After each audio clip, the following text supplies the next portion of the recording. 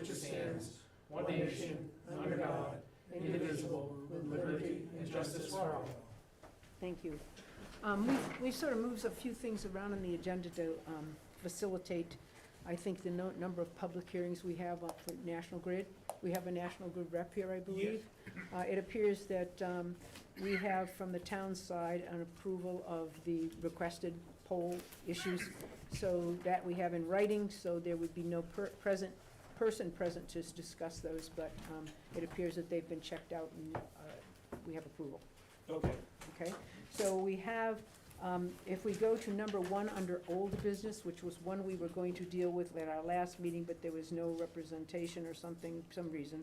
Somebody hadn't been up to see the poll, so that was old business. It would be National Grid poll hearing for Williamsville / Farrington Road.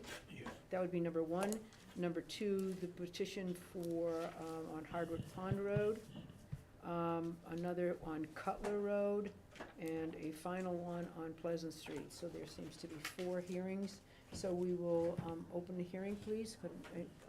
I move to continue the public hearing from October 2nd, 2023 on the National Grid poll petition for joint or identical poll locations for Williamsville, Farrington Road. We have a second? Second. We have a motion made and seconded to continue the hearing on the poll petition for the Williamsville to Farrington Road location. We have National Grid here for a presentation. Yeah, yes, we are, sorry, That's okay. 4 different petitions here, Right. I'm trying to get all the paperwork through. We did meet with the town DPW director. Right. He had questions, and so we reconfigured the line here.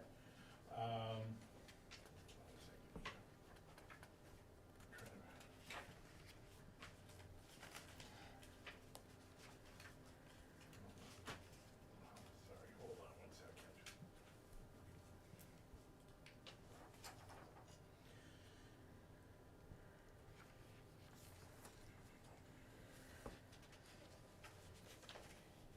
Hold on just a moment.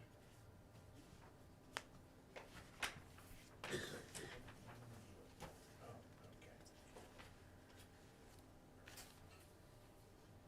Yeah, so what we're doing right now, poll 38 dash 50, it's in an island in the middle of Williamsville Road and Farrington Road. Gotcha. That is going to be removed completely. So on these,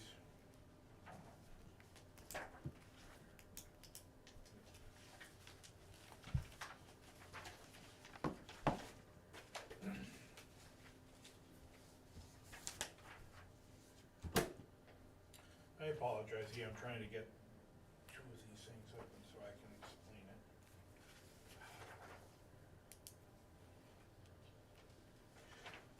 So one of them on Farrington Way will have a new pole 1. The pole in the middle of the island was, you know, the tap-off point for the primary line going down Farrington Road. So we moved that from existing pole 38, 144 feet.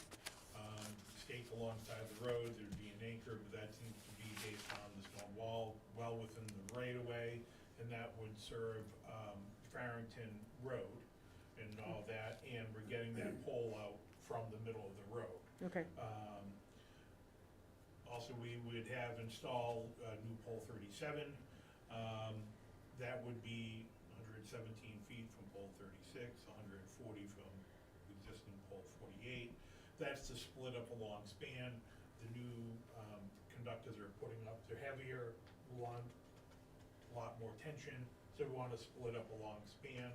And also install pole 30, 39, again, to split up some of the longer spans that are out there, which would help us reconductor the street. Okay. Mr. Feminor, I see you're here this evening. Do you have a comment on the poll location? Steve, do you have any comment on the poll location? Oh, I was just wondering, my wife owns property on Farrington. Yeah. And, is that going to be right on her property or not? No, She's the Farrington. pole Are you having trouble hearing us? No. Oh, okay. Pole 1, it would be in the public way. Okay, because 6 Farringtons, that's where she owned the property on the corner there. Yep. Right across where the pole is. If you're coming down Farrington, it's on your left, the last house on the left, 6. Yeah, where we staked it, it's, you know, I'm assuming the stone walls are the lot lines, which is very common on that, and it's well before the stone wall, so. I just kinda. Okay, I thought perhaps that's why you were here. Anyways, Okay. I'm listening anyway, 'cause it's just that- Just a question on 37, is there any guy wires going down into Mr. Vasseur-Melle's property? Oh, for 6 there. Yes. We do have guy wires, but they should be in the public way. In the public way? Okay, And those should be marked as well. all right, I'm just asking for in him. that. All right. Any other questions on that pole, the moving and shifting of those poles? Okay. Any other questions from the board? None. No. Okay. I guess we could approve the, Yep, I would move to approve the pole relocations for Williamsville at Farrington Road. we have a motion made and seconded to approve the pole changes as presented by National Grid this evening and approved by our DPW superintendent. Those in favor? Aye. Aye. Looks like approved. Okay, we'll close this hearing and move to open another hearing to hear pole location modifications for poles for number 2, 3, and 4 presented here this evening. Could I have a motion? I move to open the public hearings for National Grid pole locations on Hardwick Road, Cutler Road, and Pleasant Street.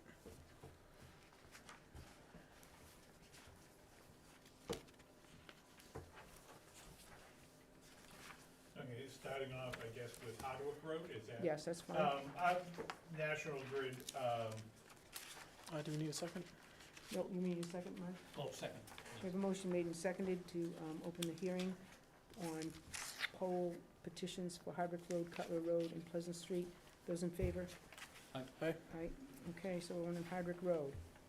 well, for all 3 of these streets, those for 3 different houses being Yes. set up. So there's 3 different accounts unrelated to each other. But for Hardwick Road, we're petitioning to install pole 57 in the public way in order to serve a new home that's being built at 722 Hardwick Road.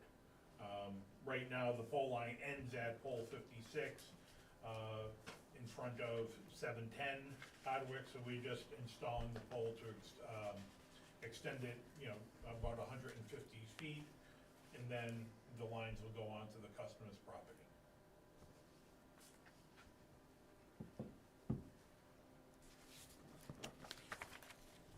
And the one on the property, that's not one that we would approve, that would be, No, Between it's National just Grid and the homeowner. 57, 57-2, that would be on the customer's property, it's Yeah. just pole 57. 57. And Yep. 56 is just one that's in existence? That's already an existing Okay. pole. Okay, questions, anyone? Anyone in the audience with questions on the Hardwick Road poll petition? Seeing none, hearing none? Mark, questions? I move to approve the Hardwick Road pole location. Second. We have a motion made and seconded to approve the petition for the poll of P57 for a new home on 722 Hardwick Road. Those in favor? Aye. Aye. Aye, we have a unanimous vote on that. Moving along to the next situation, which would be Cutler Road in Barre.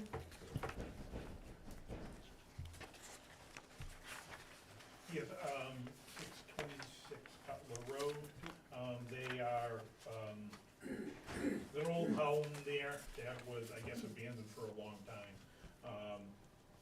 But they're renovating now, they demolished the old home, and based on our current standards, we have to extend the pole line in the street, because the customer is too far away from a transformer, they'll probably have voltage drop.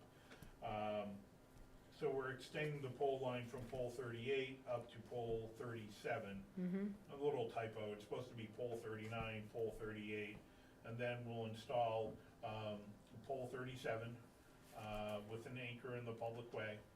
And then the lines will extend onto the 626 Cutler Street property. Anyone have questions regarding the Cutler Road modifications? We look for a vote to approve. I move to approve the Cutler Road pole locations. Second. We have a motion made and seconded to approve the Cutler Road pole extensions as presented in the petition by National Grid. Those in favor? Aye. Aye. Okay. And then we have a final one here for Pleasant Street, which is just up the road from us. New home? Yes, 11 Washburn Road got split into 2 separate lots. Right. So the new home at 287 Pleasant Street, they wanted it on the ground service, so we are installing pole 28-1, approximately 40 feet across from existing pole 28 in the public way, so we can, the customer can have it on the ground service. Questions on the pole change on Pleasant Street? No, we have no questions. We have a motion. I move to approve the pole location for Pleasant Street. Second. We have a motion made and seconded to approve the Pleasant Street pole petition as presented by National Grid. Those in favor? Aye. Aye, it's a unanimous vote, and I thank you very much for being in attendance this evening. Thank you. We've never moved so Have a many, nice evening. we've never moved so many polls in one meeting. Exactly. Okay. I know that due to our efforts to put the public hearing first, I would go now to the public comment section of the meeting, which is down in item number 4. But we will do that now in case there is someone here or numbers of people here who would like to make a public comment. It's a limited period of time to have discussion, but anybody here for that purpose this evening?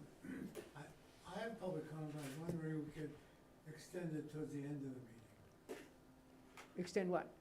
Public comment? Have the time period allotted for the end of the meeting instead of, Okay, well, if there's no one here who wants to do it now, we could do it two quickies if we wanted. If, Mr. Wood, you have, is this your situation here that you've sent us information? I sent the emails, yes. Okay, so if you would like to make a few comments in public, Please, that'd be great. I know you've sent us, it's Fisher Road Culvert Head Wall. yes. We were just, did you find out what Fisher Road is? No, my phone died. Where So is Fisher Road is off of Sunrise Ave. Oh, okay, It's a gravel okay. road off of Sunrise Gotcha. Ave. Yep. A few years ago, there was, for a long time, there was a 36-inch diameter plastic culvert in place. Mhm. A while back, it was not enough, so the town put in another one next to it, so there's Oh. two 36-inch culverts there now.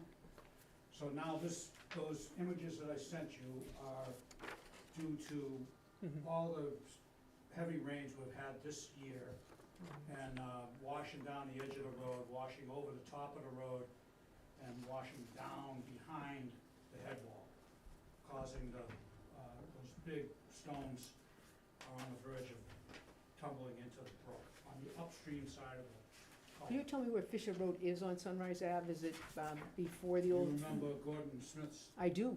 so Isn't his that son, sad? young Isn't that Gordon- sad that there's a couple of us in here going, yeah? Yeah, Remember Gordon Smith, yes. so his son Gordon built a home down the gravel road from Gotcha. his father's home, Okay, and that's where I live. okay, thank you so much. Now I know where we are.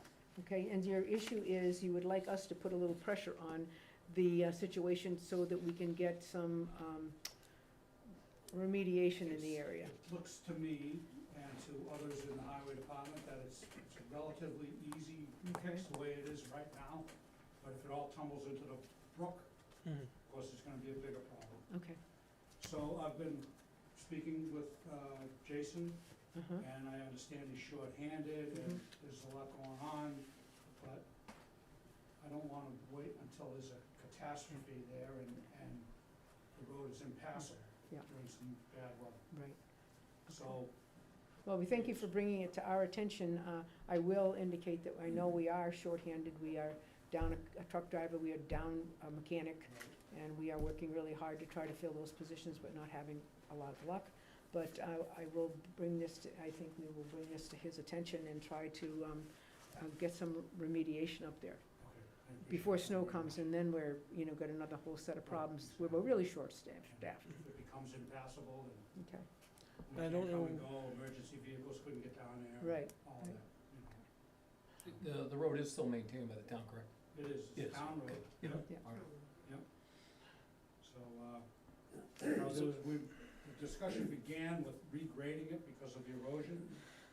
I mean, it's passable, that's not, I thought that they would do it to make plowing better for Mhm. them in the winter.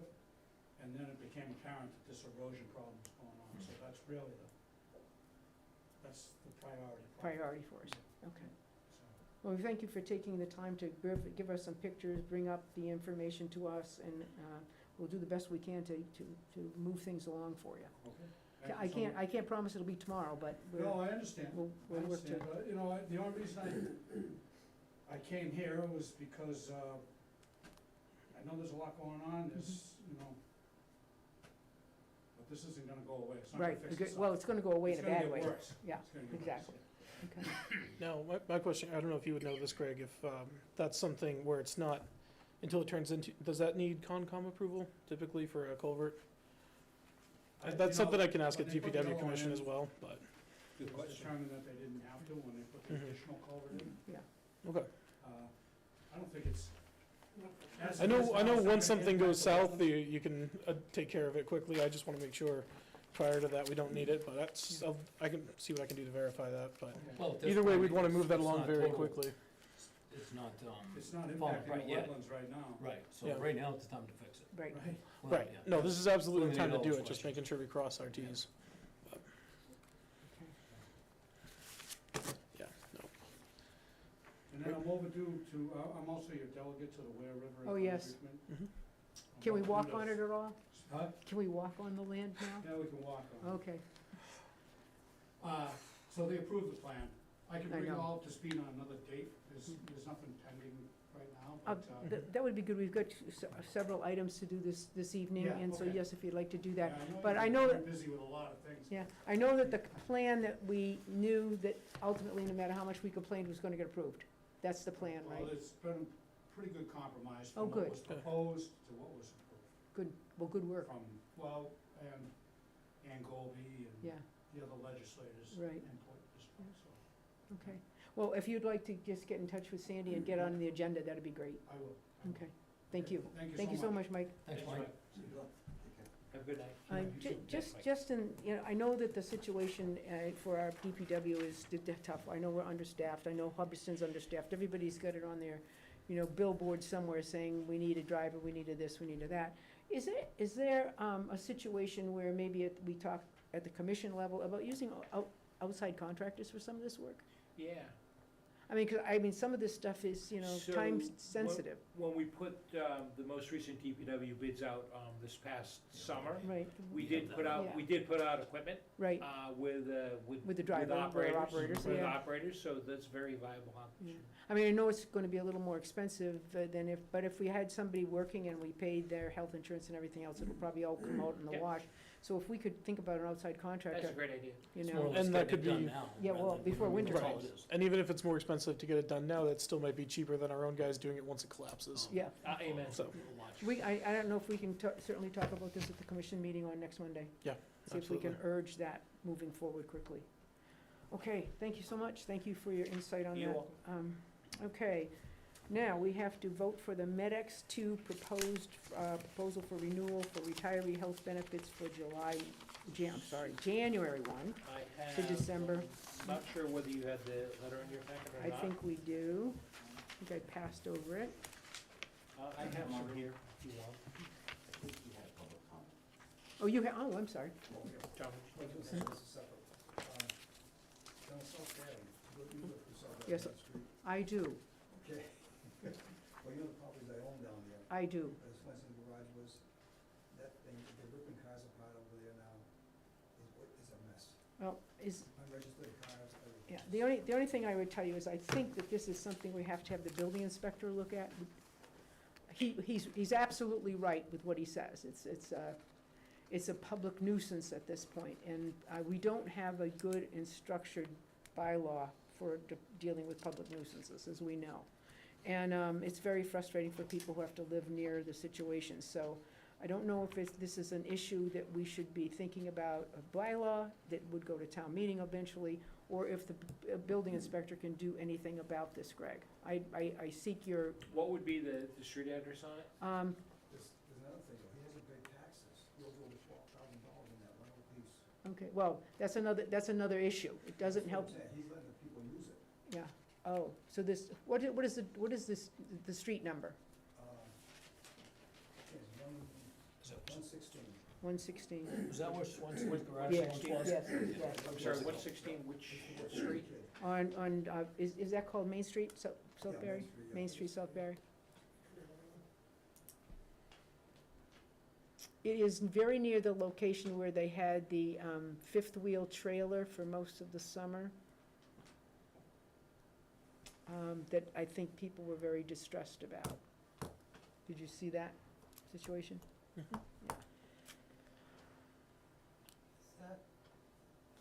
Is the owner of that property the one that has the house in the back, close to the water? No, he doesn't have a house there. Okay, there's two separate parcels on Yeah, that. they're all separate parcels over there. I'm not familiar with the property. Oh, I can get you down there. Do you know where you go down, maybe he's got a map that'll, It's right there, so we're heading down towards New Braintree on 32. Yeah. On the right is the old Barre-Melle location, and then J.C. Pools, I think you Yeah. can see the sign. It's Oh, almost there it right is. at. yeah. Oh, I that's mean- very helpful. I Thank you, mean, Matt. words would Thank you. fail you if you tried to describe how bad it really is. It's a very, very difficult mess down there, I said, DEP went down there, I called him way back, yeah. and they went down there, and they gave him a big line, he said, oh, I'm disabled, the owner came down. Yeah, He said, well, I'm trying to clean it up, you know, I gave him his sob story. And the other guy said, oh, I'm keeping the place clean. He said, I'm cleaning it, but they're spilling oil all over the place, there's a dumpster here for 10 years, still full of junk. I know. And now there's 2 or 3 unregistered cars in there Mhm. to park. Yeah. Now he's got one across the street he's working on. Well, I don't know if he's working on it, it's That's a there. dumb problem. In that, how far out behind there is that, body of water? The- In behind? It's the Ware River. It's- Yeah, I mean, but it's all kind of, About 50 feet. It's gotta be is that wetlands in close? there. Okay, yeah. Oh, yeah, the river's right. That's one of the points where it's closer to the road. Yep. Yeah, but that's really I bad. mean, isn't there some, Well, Johnny Cruz owned the house in the back. Yes. It was Salvo's old house. Yep. Right behind the house, maybe that's 25 feet, and the river's there. yeah, because that is actually spread out over the years, I can see where the Well, old he had a trees. little piece in the back. Yeah. He had a little right away to get to it way back, Mhm. when I was a kid. 'Cause I used to think go to there'd be a- Swenson's. Real problem with, oil going into, Well, I think. it's just a mess over there now. Maybe we can have Concom go take a look at it. Yeah. Conservation Commission You take a got look the at flea it. market out there again, Yeah. lifetime flea market. You're- Like, You're This kind is to, not good. you're kind to call it that, yes. Okay. Okay, thank you very much. And Greg will take a look at it. I'm gonna follow it up. I know that I think we should ask the building inspector to get down there as well, you got it. because he should be worried about, unregistered cars. Yeah, can they work on all this stuff without even paying taxes? I mean, they're just using the place to shoot. Well, are they fireworks? renting the place? I don't know what's going on. Yeah, They well, all- I don't, Yeah, I it's don't gotta be either. more money. If I don't it's either. money, Yeah. Yeah, It's also a limited business location, so Yeah. you can be residential or Yeah. commercial or Yeah. whatever Yeah, special they're bringing permit allows. cars in, I think Richie down there brings cars in over there and drops them off or something, they're ripping them apart. oh, okay, Like, the one across the street, that one's registered, I saw the guys working on it, on Okay. property. okay. I mentioned to Jason, but he didn't know. if it- Well, it's not his Well, bailiwick, the town property, that was there across the street, yeah, they had Yeah. one there too. Yeah. Last time they were working on right in the road, it was the police told me to get it out of there, yeah. it was a while back. It's just a mess over there. you know, Yeah, it's- well, it's I not won't reasonable. argue with you that it's a mess, it's a mess. And- yeah. And he told the DEP, oh, I'm cleaning it up, I'm cleaning it up. They weren't concerned, it was that close to the body of water out back, or? I don't know if they even know it was there, Oh. they just looked at that one piece, Mhm. you know? Okay. Thank you, Steve. Okay, well, thanks. Thanks, Steve. Okay, I guess are we done with public comment? Sorry, and we'll save a couple minutes for you at the end, right? Okay. We're voting on or would like to take a look at the Medex 2 Yeah, proposal. So there's one copy for you and one copy Okay. for.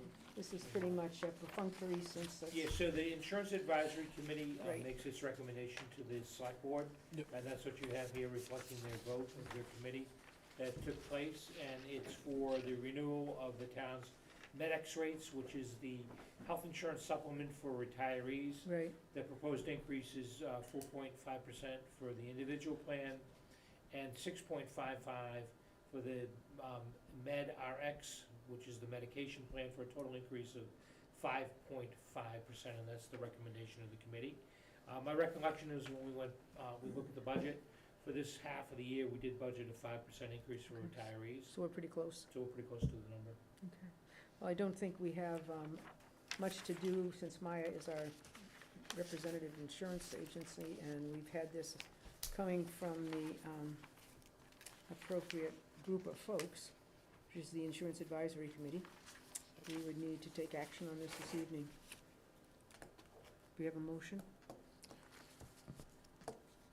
Yeah, I will move to approve to accept the Medex 2 proposal for renewal.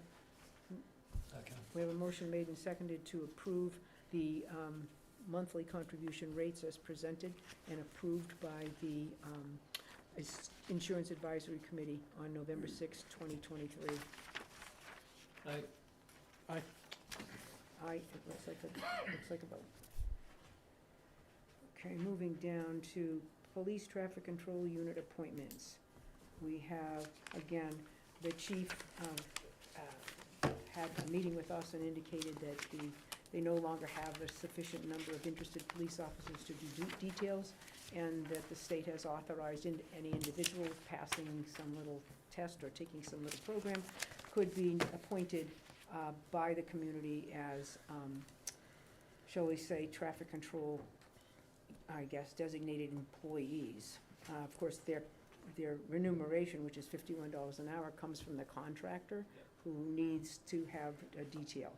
And the chief presented us with a list, I think, of possible appointees, and he has added 2 individuals to that list, one of whom was on the original list, but was not acted upon by the select board. And so those 2 names are Michael Parker and Jason Pimental. Looking for a motion? Well, I will move to approve Michael Parker, and then I think we can take up the next topic. I'm personally not comfortable putting one department director under the authority of another department director. I understand, that there are some cases, like with the fire department, where there's, need for emergency personnel. I don't see this as an emergency situation, so I'm not inclined to add Jason to this list right now, just for the fact of not putting one department director under the authority of another department director in any situation. So I will move to approve Michael Parker. We have a motion made to approve the appointment of Michael Parker. Second. We have a motion made and seconded to approve the appointment of Michael Parker to the Police Traffic Control Unit as recommended by the Chief of Police. Those in favor? Aye. Aye. Now, I believe originally he asked for 10. I think Michael Parker would be 10. And that's what we originally approved, was the addition of, 10 people on the department as. I believe as it was a whole. 9 that we appointed last time. And I think we had 9 the last time, correct? These 2 individuals have been recommended and by the Chief of Police to the Selectmen. Mhm. So I think, is the second, what you call, head department head, are you referencing the police chief? Yeah. Oh, okay. This would put their DPW director as a department head under the authority of the police chief as a department head. To meet the duty roster. Right. Okay, and the I'm duty not roster a- would be as it was As a described. flagger, yes. Described by the Chief of Police. Which is not an emergency situation like fire and ambulance. Do we have a motion on this individual? Well, I will move to not approve Jason Pimental as a flagger. Okay, we have a motion. Second. We have a motion made and seconded not to approve Jason Pimental for the reason you've pointed. Would you agree that's the reason? Yes. Okay. I would just indicate that we had no other conversation about the fact that the director of the sewer department is on the approved list, and others that were sent to us we had no conversation about, and we didn't look at the criteria, or we did not even have a conversation with the police chief as to why he recommended who he recommended.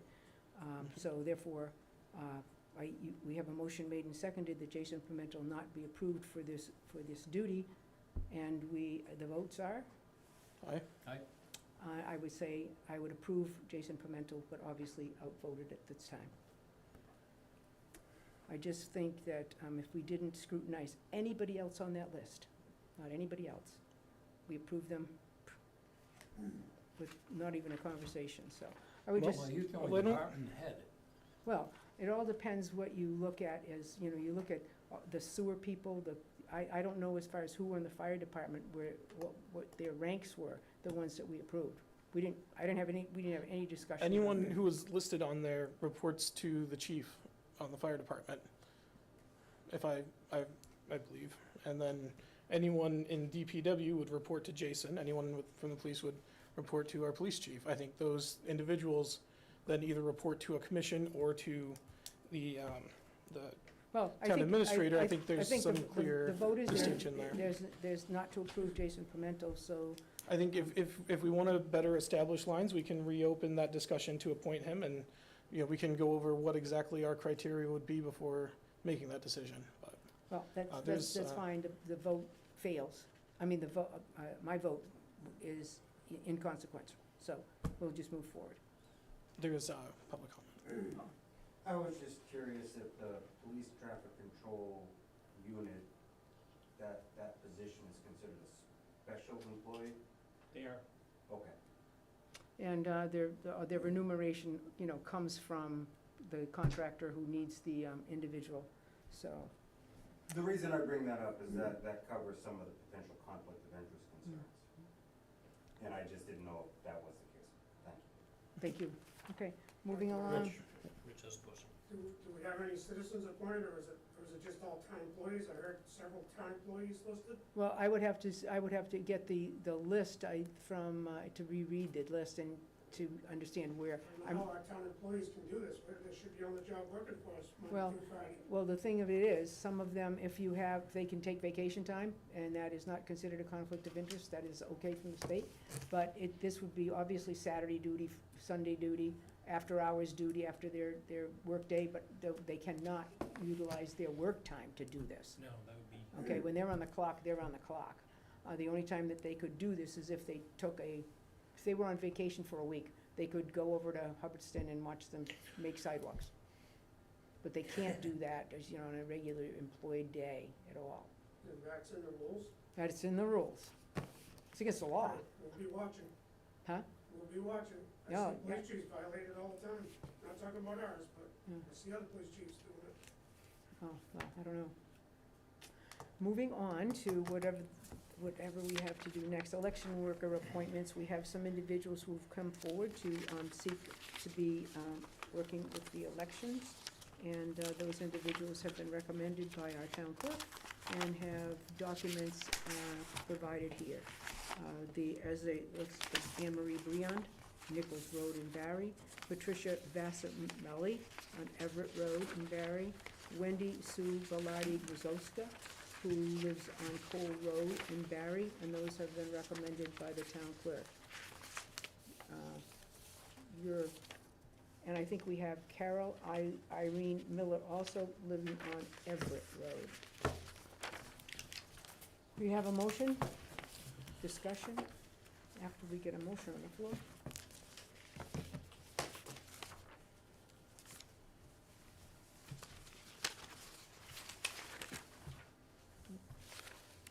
I move to approve the appointment for Carol Miller, Anne Marie Brand, Pat Vasseur-Melle, and Wendy Valardi We have a motion. as election workers. So we have a motion made and seconded to approve those individuals recommended by the town clerk, and to include Carol Irene Miller, Patricia Vasseur-Melle, Anne Marie Briand, and Wendy Sue Valardi Guzowska. Those in favor? Aye. Aye. And with our thanks for stepping up and taking that responsibility. Okay.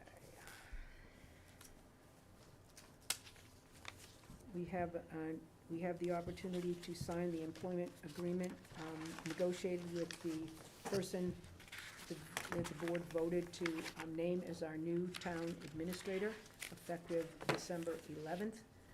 The name of that individual is Tammy Martin, and I would ask the town administrator, interim town administrator, to talk a little bit about the contract that was negotiated. Thank you, Madam Chair. So the agreement is a 3-year agreement, beginning on December 11th, 2023, so 5 weeks from today, and expiring December 11th, 2026. So the compensation for the position is $90,000 in the first year, and then 2.5% increase in the second and third years. I want to mention that the salary is within the amount that was appropriated at town meeting.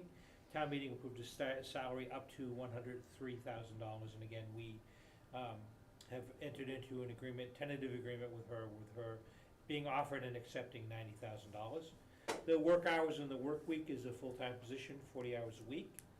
One of the unique items that we have in here is needs to be a conversation concerning setting of goals and objectives within 90 days of her beginning her job, and that's enumerated in the document, as well as the annual performance evaluation, which would take place annually on approximately the date of her appointment. So about this time every year, the board will have an opportunity to sit down with the town administrator and discuss and have a performance evaluation, and that performance evaluation will be provided summary form to the public at a meeting.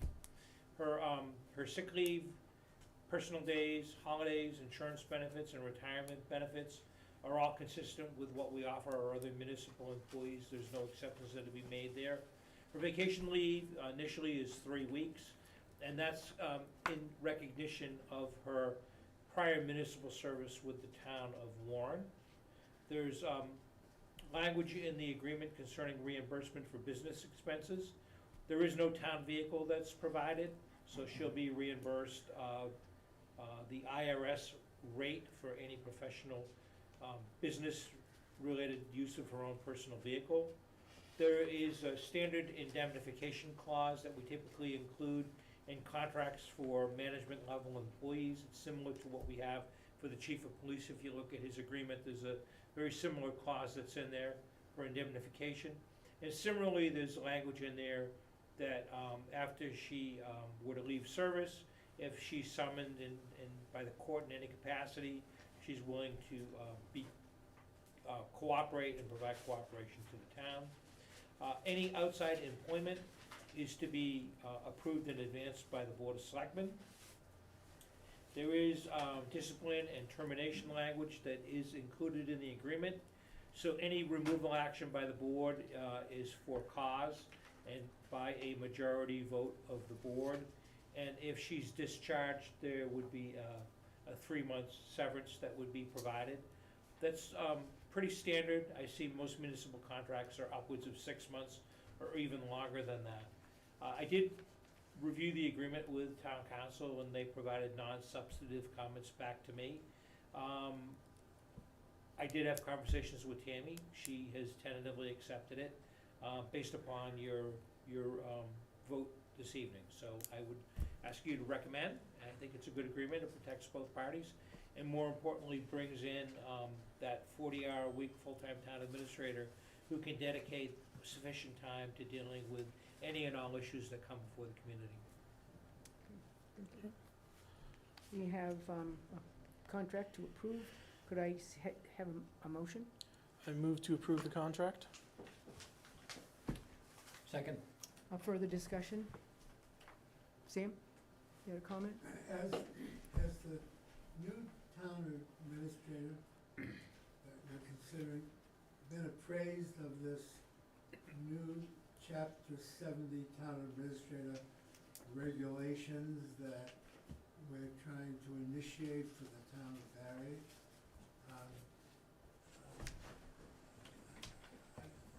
I don't know if, I have this here as a draft, and I've seen copies over there as a draft, so has she been given this information, that, of what her authority would be, and I guess the word would be authority, and who she controls, or who answers to her. And, because I understand that some changes going on, that hopefully will be gone on at our next town meeting. Mhm.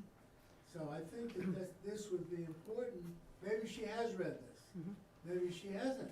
And if she hasn't, I don't think it's fair to her to even give her that opportunity unless she knows what's being expected of her. Quite frankly, Sam, when one applies for a job, and one does the kind of background that one should do in order to understand the job and its responsibilities and so forth, I will tell you that she has been needling around to other administrators within the area. I would tell you that she has been reading the minutes of our town meeting. She has done a lot of research on who we are and what we do. Whether she specifically read the draft that you speak of, I'm not sure. She's had opportunities to talk with Greg about situations and so forth. And so I can't say to you, yes, she's read it. And it would be not really a wise move for us to say, this is a draft that didn't get voted.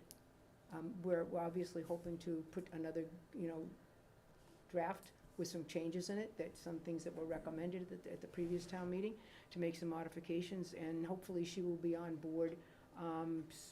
Once this contract, I will feel very comfortable calling her up and saying, hey, you're now, when you sign this contract, here's some of the situations we're working with, and so forth. So I have not personally offered her the old document that didn't get voted. To me, that's non-existent. Right, but there's a new document Yes, there that's is. anticipated. Yes. Right. Yes, there is. And the reason I'm asking this is that you guys represent us. And we wanna make sure that the people who are going to be working for us collectively knows what's going on, and I know that everybody should do their homework and try to understand what Barry's all about, and maybe they have. Mhm. But she comes in not as a town administrator, she comes in as an accountant Mhm. with the hope that she might be town administrator. Greg Valuconis is going to be disappearing. Mhm. Just my being here, every time there was a question, all you guys looked at him for an answer. Mhm.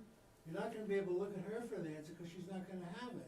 Well, So who's gonna, so what I'm asking is that maybe you guys need to put a little bit more energy into taking over for Greg Valuconis until she gets up to speed.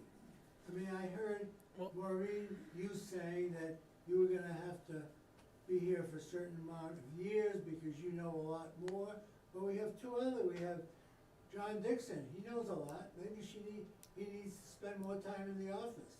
I can't say that, Mark Reginas needs to spend more time around, I think he lives here, actually. And I don't see you too often in the office, but maybe you do when I'm not around. it must be when you're not around, And I'm Stan. not, here all the time, I just happen to come in to find out what's going on or isn't going on. Mhm. But maybe we need to think about, because I watch these meetings, and every once in a while, you look directly at Greg Valuconis for an answer. Well, the thing. And that- Sam, we used to look at Jessica for answers. We used to get answers from her. Yeah, but she knows She's- maybe a little bit more. Well, she didn't when she Tammy started. is an accountant. Tammy has a lot of experience, and she's gonna gain more experience quickly. We're gonna look to her to find answers to questions that she doesn't know. That's part of the job as well. We ask Greg questions that he doesn't know, that he has to go find the answers to. Granted, that might be few and far between at this point in his career, but that is part of the job, is that she will have to find answers to questions that she doesn't know the answer to. We're gonna provide those questions, we're gonna look for answers, we're gonna help her find answers when that needs to be the case.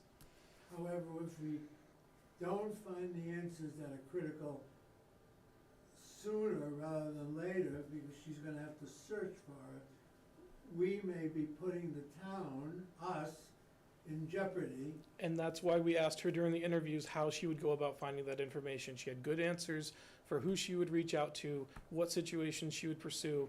I'm confident that she's not someone who would hide behind the fact she doesn't know something. I'm very confident that she is someone who is more than willing to admit she doesn't know something, reach out quickly, and get those answers quickly. I guess in ending, I would just guess that you guys might need to step in a little bit. Because I've been to these meetings often, Yeah. and I listen to the area that says selectmen's reports, and sometimes you guys say, I don't have anything to report. So my question and other people's question, specifically from the taxpayer commission, if you don't have any report, what the hell you been doing all week? Well, you know what, Stan, the thing that, I take umbrage at your comments. I take umbrage at how you don't see me here. Well, you know what? I spent 4.5 hours in mediation with the police department last week, okay? Another couple hours with the attorney before we got to mediation. Okay, so I gave you my day last week. My concern for you is to understand that I'm very accustomed to working in the public sector. When you're the superintendent of schools, you work with a school committee, right? Okay, so that school committee has the power and authority to do a lot of stuff. But they look to me, or the current superintendent, and they say, hey, what do you think about X? Because that's the expertise that the town administrator ultimately will, it brings to us. For me not to look at him and say, I think I know the answer, but I go, Greg, what do you think about that? I call him, I text him, I say, what do you think about this? The thing that I have to be worried about, and I sometimes say it to Mark, because Mark is here a lot. I say, Mark, don't be in the room with me. Because when we're hanging around together, it appears that we're working on something inappropriately.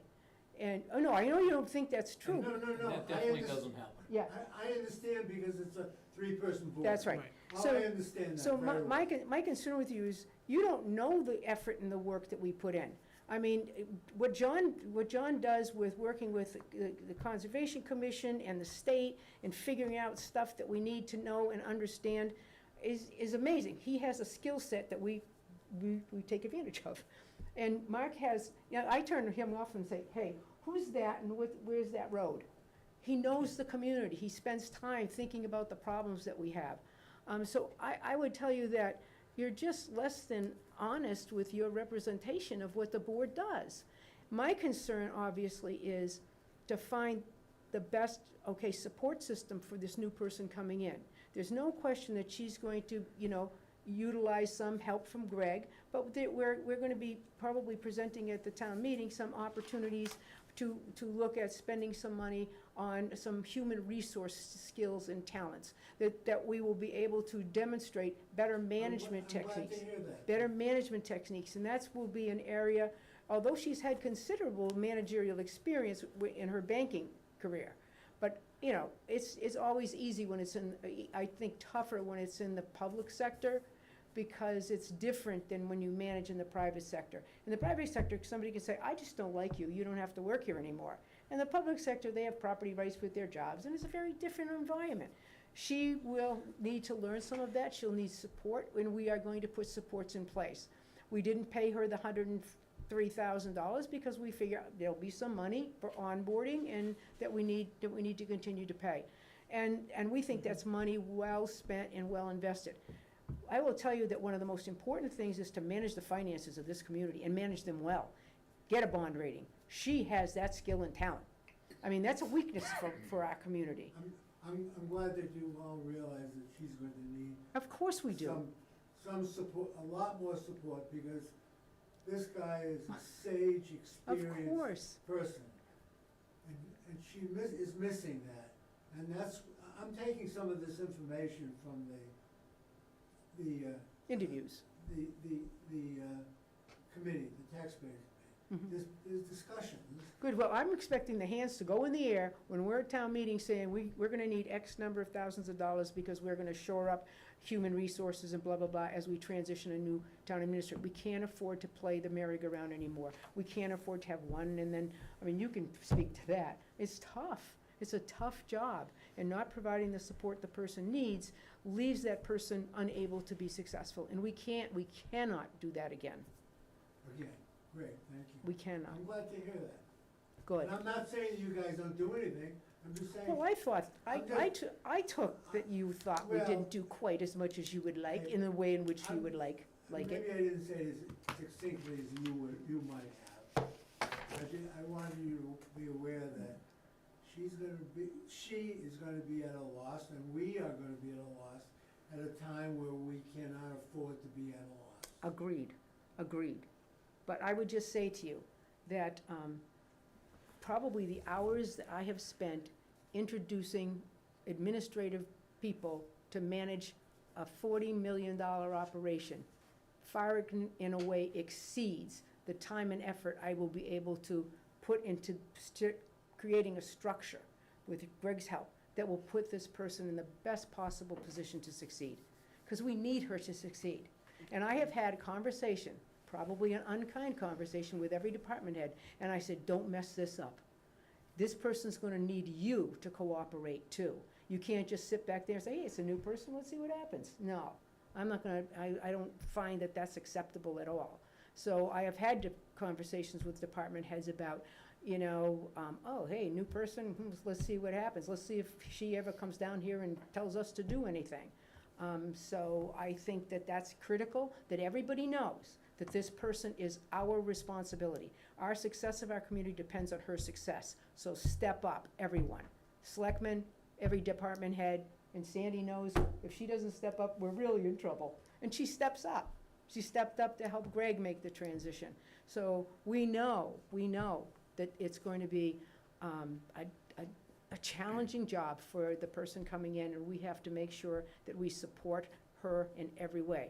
Our town depends upon it. By the way, thank you, and I appreciate that. Everybody is invited, everybody in television land, and everybody here is again invited Television land. to the Taxpayers Association meeting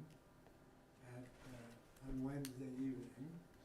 And everybody here is welcome to come. I'm hoping I can make, I'm supposed to be out of town, but I'm hoping. I just wanna bring it to the attention, because Neil put up a sign, and he does a great, he does a very nice job in lettering. Cursive. That's his lettering, good for him, but it's all pretty readable. No, it is, very much so. So I hope, and for some reason, he was allowed to put it on the right side of the common. Because the first time, he got an email Probably because of the scarecrows. saying Right. he couldn't put it on that side. Oh. So anyway, thank you. Okay. Okay, we have a motion made and seconded to approve the contract for Tammy Martin. Can we have a vote, please? Those in favor? Aye. Aye. We have a unanimous vote. Madam We will- Chair, I just need your signature on We that. will sign that Get all the other contract. signatures on there.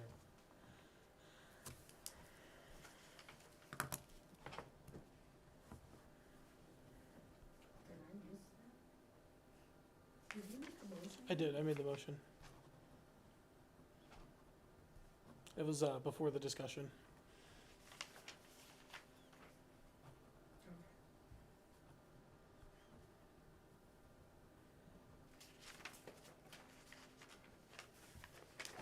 Thank you. Thank you for your help and work on that, Greg. Yeah, it was nice, it's nice to get done. Yes, it is.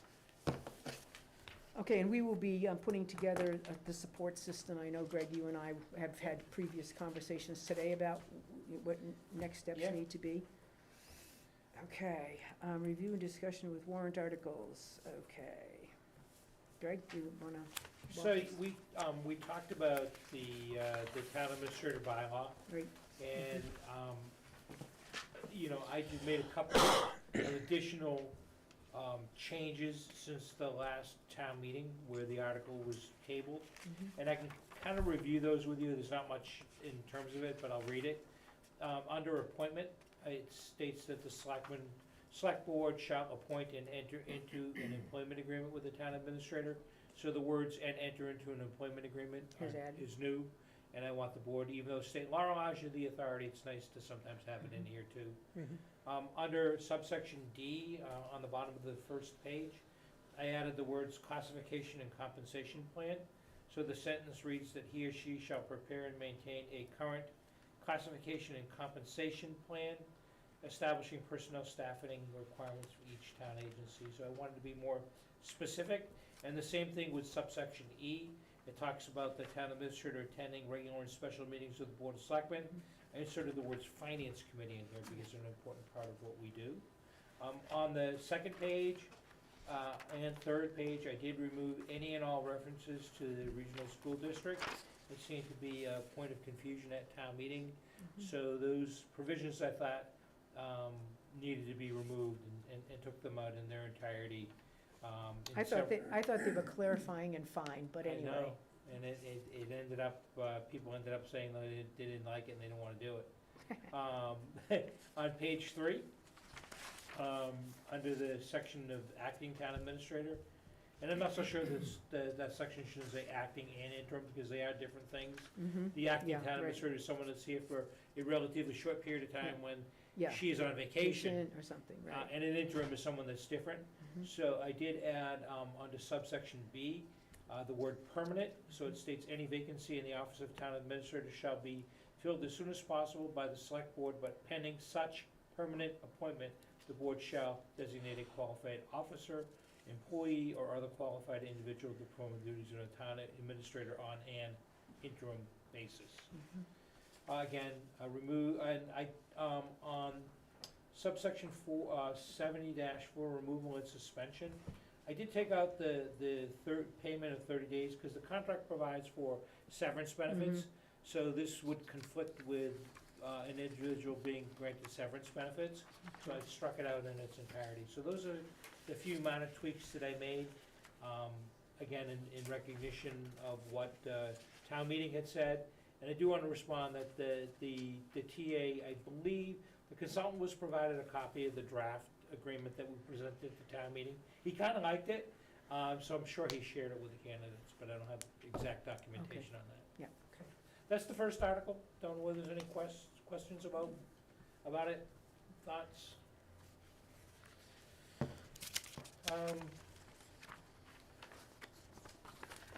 I mean, the proposed warrant article for the bylaws relative to the Council on Aging. Yeah, so let me try to explain it. Yeah, because- please. Because we have a section of the town code which is called the Council on Aging bylaws. Okay. And the word bylaw implies that it was approved by a town meeting vote. To the best of my knowledge, a lot of the language in there is a regulation or a policy and not a bylaw. And in speaking with the town clerk, she and I kind of came to the language that you see here, which is that we, chapter 405 be deleted or stricken, and then the certain sections 405-1 to 405-5, which deal with the establishment and statutory authority of the Council on Aging, their purpose, their location of their offices, membership and voting rights of members. That stuff, those sections be put into the provision of the town code that deals with town boards and committees. So that would be chapter 18. So chapter 18 is actually the relevant section of the town bylaw that deals with boards, committees, and commissions. I don't know why we would have created a separate section for the Council on Aging. So the thought was to move those certain sections, the ones that I just mentioned, over without any changes, and that the remaining sections of 405 be deleted.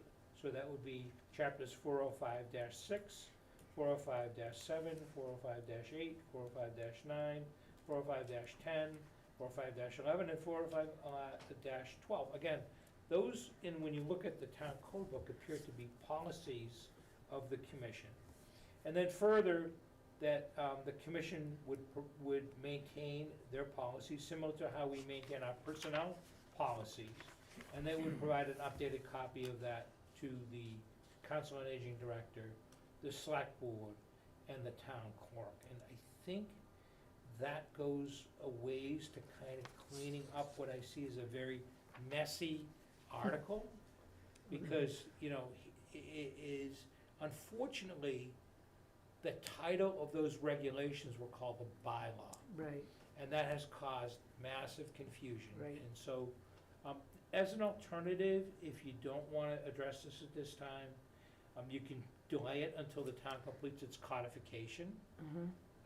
and address it at that point. But I think it's caused enough confusion, and there's not a day that doesn't go by that I don't have a member of the Council on Aging in my office I know. talking to me about these bylaws and rules and regulations, and it is, it's become quite consuming and quite confusing, and I would suggest that this is a way to kind of get ourselves out from behind that rock. Okay, I mean, obviously, it's gonna be pretty confusing. Oh, it's I wicked confusing. don't know where you wanna So, present it. so, I would put it on the special, just because it's easier to focus on it, rather than just in a litany. so I think if it gets on the warrant, what we'll do is we'll copy the sections of the bylaw in their entirety Okay, and show them which ones are being moved, so people at town meeting will actually have the text of the town Okay. code in front of them, that would help. and that should make it a lot easier. The wording of the article is confusing, Yeah. but at least we can clarify it by providing copies of it to the people Now, who attend. is this something that's going to be something that the Council on Aging itself is going to be supportive of, because they've been in your office a lot? It changes daily. Okay, Last week, the members said that we needed to do this. Today, they came to me and said, oh, those are bylaws, and I'm like, we're back to kind of where we started again. so we could always table this if But necessary. I did speak with the town clerk, and she and I are on the same page in terms of the necessity to clear up what we have in place right now. Okay. Matt? Couple questions for clarity. Even though, Only a couple, you're good. no, well, it sounds like a portion of these bylaws should be regulations, but they actually were voted as bylaws, correct? Well, they're entitled bylaw. I mean, they were voted at an annual town meeting as a bylaw? That we're not able to find I'm not able to find any documentation that they actually were voted as a bylaw. Thank you for that's welcome. the question I was But getting yet- confused, like. But yet their title in the code is bylaw. Right, my question is how they get in the code, cause that's your bylaws, outside of I think there was. subdivision regulations. That's what I'm saying, I think there was confusion in terms of how this was created.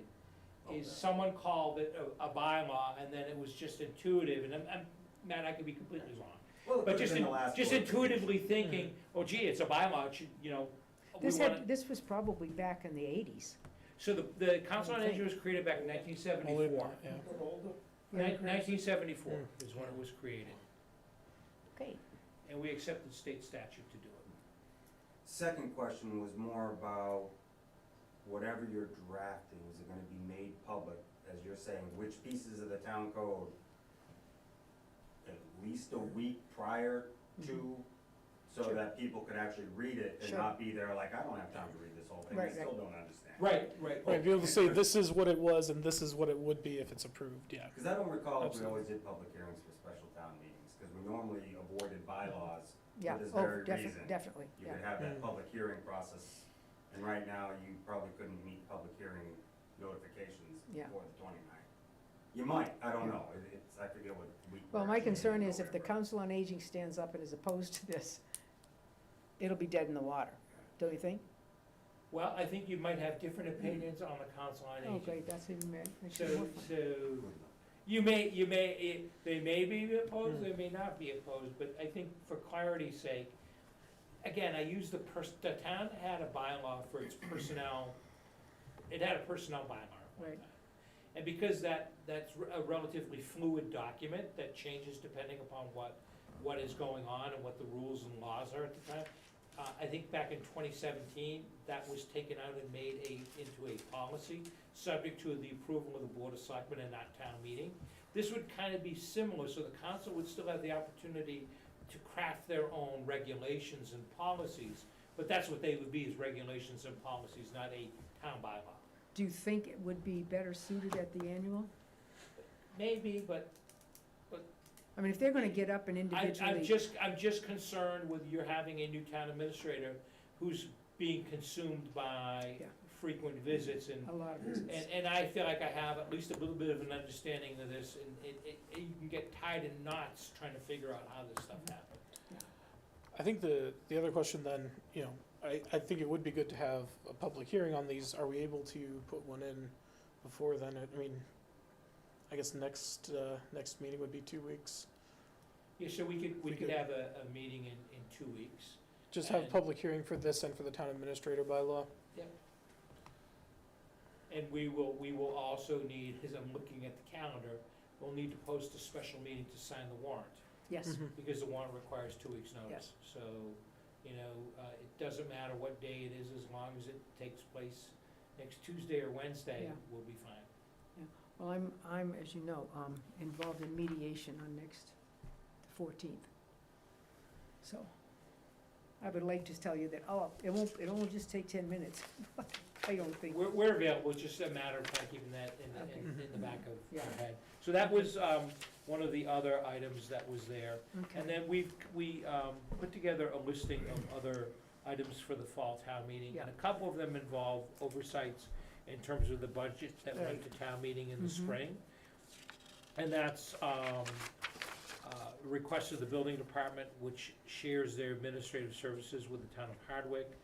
It's budgeting for the COLA increase for the planning board and conservation commission assistant, which was not included. It's funding for the Department of Public Works contract, which has been ratified, and a placeholder for the police department contract, should that be ratified. The establishment of the Council on Aging bylaw. Charter communications and internet, I'm a little bit unclear, honestly, about what this entails.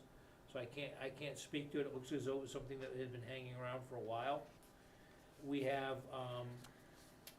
an invoice for the Barre Plains Common Project, which we have a small balance that remains that we need to pay. There is a proposal to deal with paying for the local match for one of the fire department tanker trucks that was purchased previously, and we have a grant for it. But there's also a need for some local money that we need to appropriate. About 22,000? 22,300, 23,000, 23,200?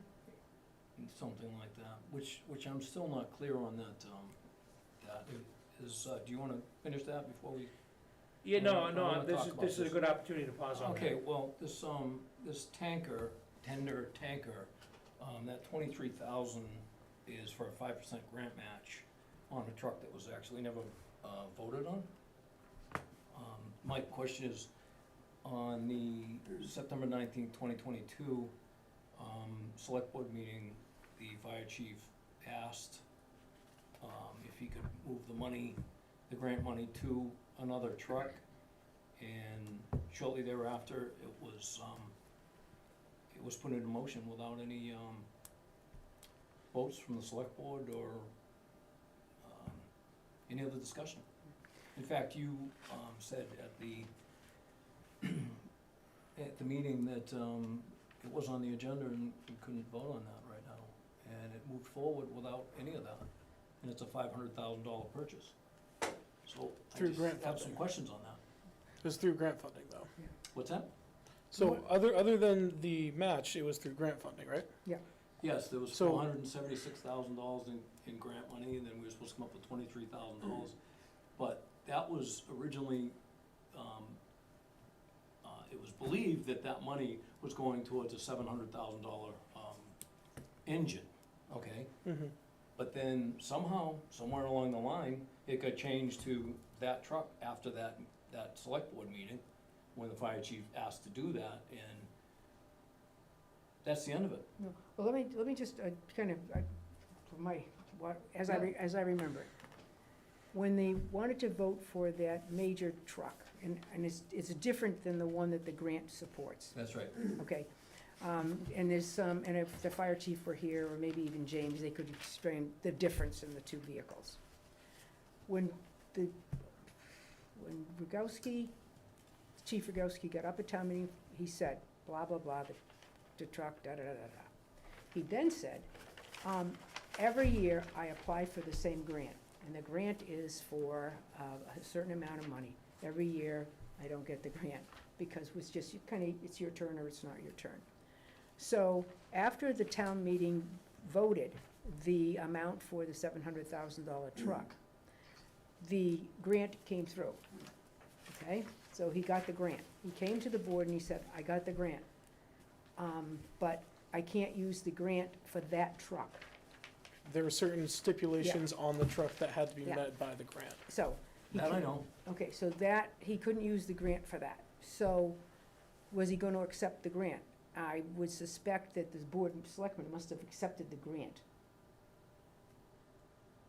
So it the was, gr- so- it was take the There was, grant and get a there's truck or we there's don't. There's a thing with the dates here, okay? Okay. The meeting was on the 19th, all right? So the acceptance letter, and it was signed on, actually signed on the 19th, and the award letter came through on the 8th, Mhm.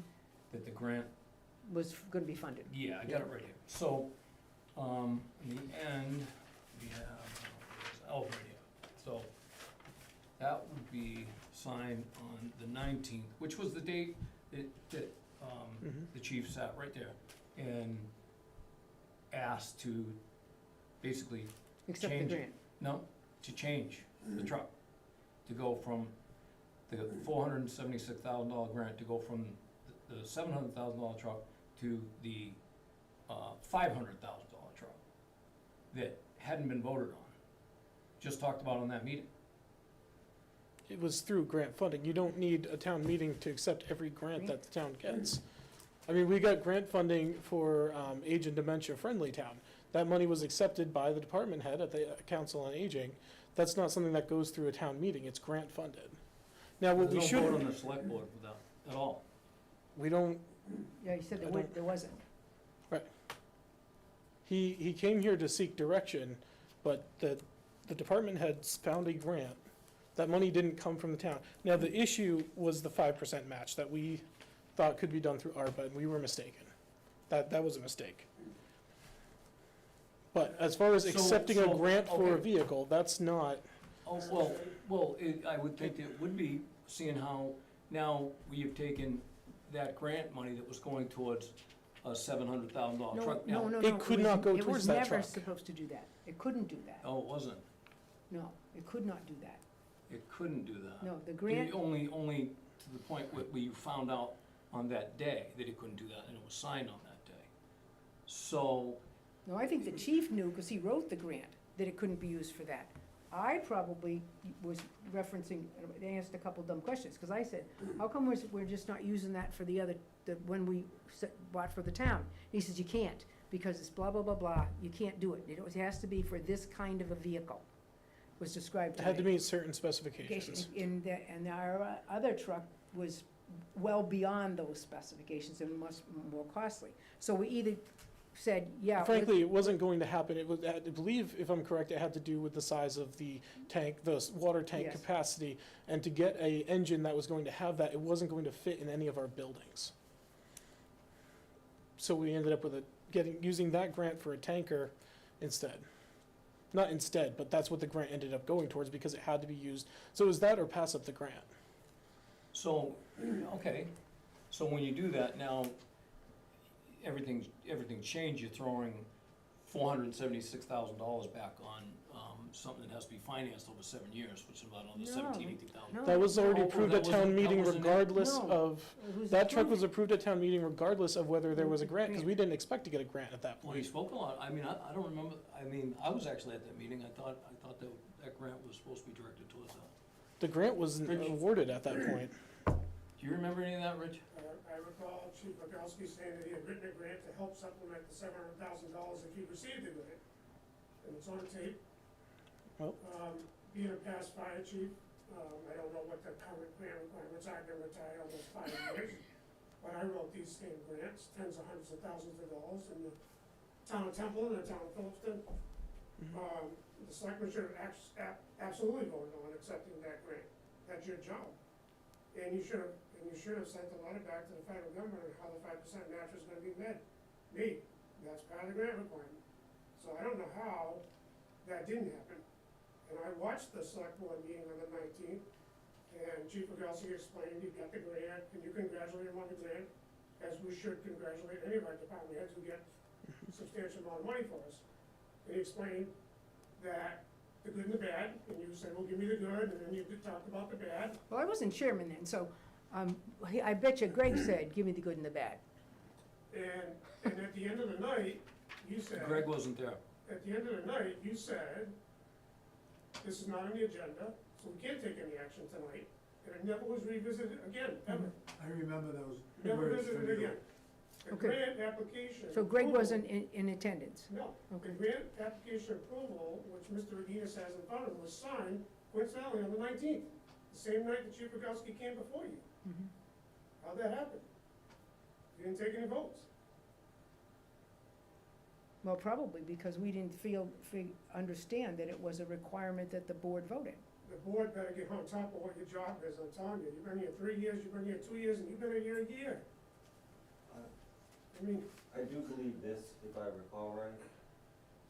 Both ARPA and that grant are considered grants when it comes to distribution. It doesn't require the town membership's vote of approval like a capital item would through town resources. And because of that, they didn't necessarily need to get that level of approval of using a town resource because they thought ARPA applied, if I'm correct. So it may have been a mistake on how the funds could have been used where, because it was kind of ARPA, which I don't think we've got any policy we agreed on who gets to decide that other than it gets chosen. Yeah, it's a revolving account. And then we had the grant, I think that's where there was probably more confusion on their role of approval because of the funding sources. that might be true for the 5% match, but listen, the chief executive officers of the community, the select board, sign off on contracts, you sign off on grants. It's your job. Who did the procurement? You got $1.5 million worth of fire vehicles, did you do the procurement? Is Allegiance on the state bid list? Does anyone know that? Who did the procurement? Well, It would have been Jessica at that point, or as our Jessica procurement officer. was our is- procurement officer. $1.5 million worth of fire vehicles, and no one can answer who did the procurement. Who holds the bonds while these vehicles are being built? Performance bonds. Well, I'd have to look it up, I don't know. So there's a potential problem, and I can't speak what the grant program is today. I've been retired almost 5 years. And listen, we want our department heads writing grants. We want to bring in these significant dollar amounts to our community. But we gotta follow the proper procedures. We may have a truck order that we haven't legally done properly. I don't know that. I don't know that. And in doing that, you're throwing $500,000 Town meeting on was, it, now you gotta finance $500,000. town meeting was, I said at town meeting, we were getting the grant money to supplement replacement of engine 5, the $700,000 truck that we voted in good faith to buy. Hey, excuse me, can I put a little brevity, lightness in this? Let's ask Tammy. Tammy wasn't here, Greg What do you wasn't say, here. Tammy? Are you looking at me?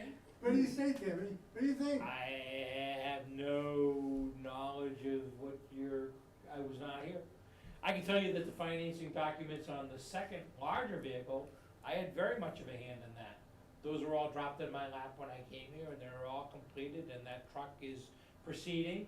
And there is a performance bond that we do have here that's issued to the town on that second larger vehicle. I can't speak to the first vehicle because I had no involvement with it. Which is financed over 7 years, correct? That's right. And the total is $890. 93,000 some odd? Yeah, with Does the that sound financing about charge, I think that sounds about right. Right. Yeah, so 7-year payback. It just seemed like that $500,000, $476,000 grant would have gone nice against that, especially You when it, can't use it against that. Would have been nice, but from what we were told, from it what you were did not- told, Well, the feds said you can't use it for that, Is the it? feds told, who? Is it? the fire chief. Apparently the grant was focusing on, you're awarded this, I think, if I recall the discussion way back, was because the tanker had a better regional benefit to the region than the engine. I thought that was part of the reason why they awarded the Well, grant. I believe it had to do with water capacity that the This vehicle- That's why reduction- they went with the This tanker reduction versus is the engine. cost you requested for a tanker tender exceeds the average price range calculated on the market research prior awards for the same item. So you're saying it was rejected? I'm just the reading engine it. was because of the price? That's it. Okay, thank you. I can remember hearing Maureen say, we can't address this because it's not on the agenda. I It's on remember- tape, I watched it tonight before I came. Can't take back Well, words then from I the did tape. one thing right, Rich. I'm not saying you did anything wrong. I didn't say you did anything wrong, I'm just saying, you made a statement correctly, we can't take action tonight. And the document gets signed the same date, same night. Who signed it? Sign what? Which one? The award letter accepting the award. Well, The award acceptance. It don't was. have anything signed on that. Listen, Well, there must be something signed somewhere. Well, maybe. Don't know. listen, there's no one more pro-fire than a retired fire chief sitting in this room. No one more pro-fire. But we have to make sure things are done right. And I'm not convinced yet that things are done right, based on my knowledge, being a very experienced full-time fire chief. Well, we can sit here, Writing these grants. we can sit here and say it wasn't done right, and we're not sure, but we think it wasn't done right. Okay, well, the fire truck's being built, the grant's been accepted. the group that authorized the grant says, yeah, you got the grant, and here, you sign this paper, and you owe $22,000 for the $450,000 vehicle. So, we can say, okay, whatever, there wasn't a specific vote taken at that meeting because it wasn't on the agenda. And was it not agended again, or, obviously, there must not have been a reason, because the selectmen didn't sign it, and they still authorized the grant, whoever was giving the grant. So I'm saying, okay, it's either, as you've pointed out, you can accept the grant without the selectmen action. I'll have to go back and watch it. Obviously it was, what, a Is year that the ago? new- It the was chief over a was year here? ago. That- Yes, he was here, he came, sat in front of, I'm trying to remember, it was quite a while ago. Yeah, it was a long time. September 19th. Yeah, so, yeah, over a year ago, but, I think my understanding at the time was that we didn't need to sign anything. Yeah. Was that it was a grant to the department that the chief could sign. Or it must have I- changed. I don't know because how had to- go before many select boards with my grants, and they had to vote, sign a letter, and I had to scan it and send it back to the federal government, saying that the town accepted the grant, Well, and unless, this is how we're gonna meet the 5% match. Mhm. That all gets sent back to the federal government. well, obviously, there must be a signed document somewhere, Oh, I'm sure there is. you know? And I think at some point, even if it was done incorrectly, we should have voted to use the ARPA funds for that 5%. And I don't recall when that happened, if that happened. So that, There was no other discussion before the purchase of the truck was signed. Both trucks were signed on the 29th of that, 10 days later, actually, Mhm. for the truck for the tanker and then the bigger truck, the $700,000 truck. Those were both signed on the same day, on the 29th. So it was 10 days, so, as far as there being a meeting in between, unless it was a special select Yeah. board meeting, so. Well, that I would guess still the- be minutes around if it was.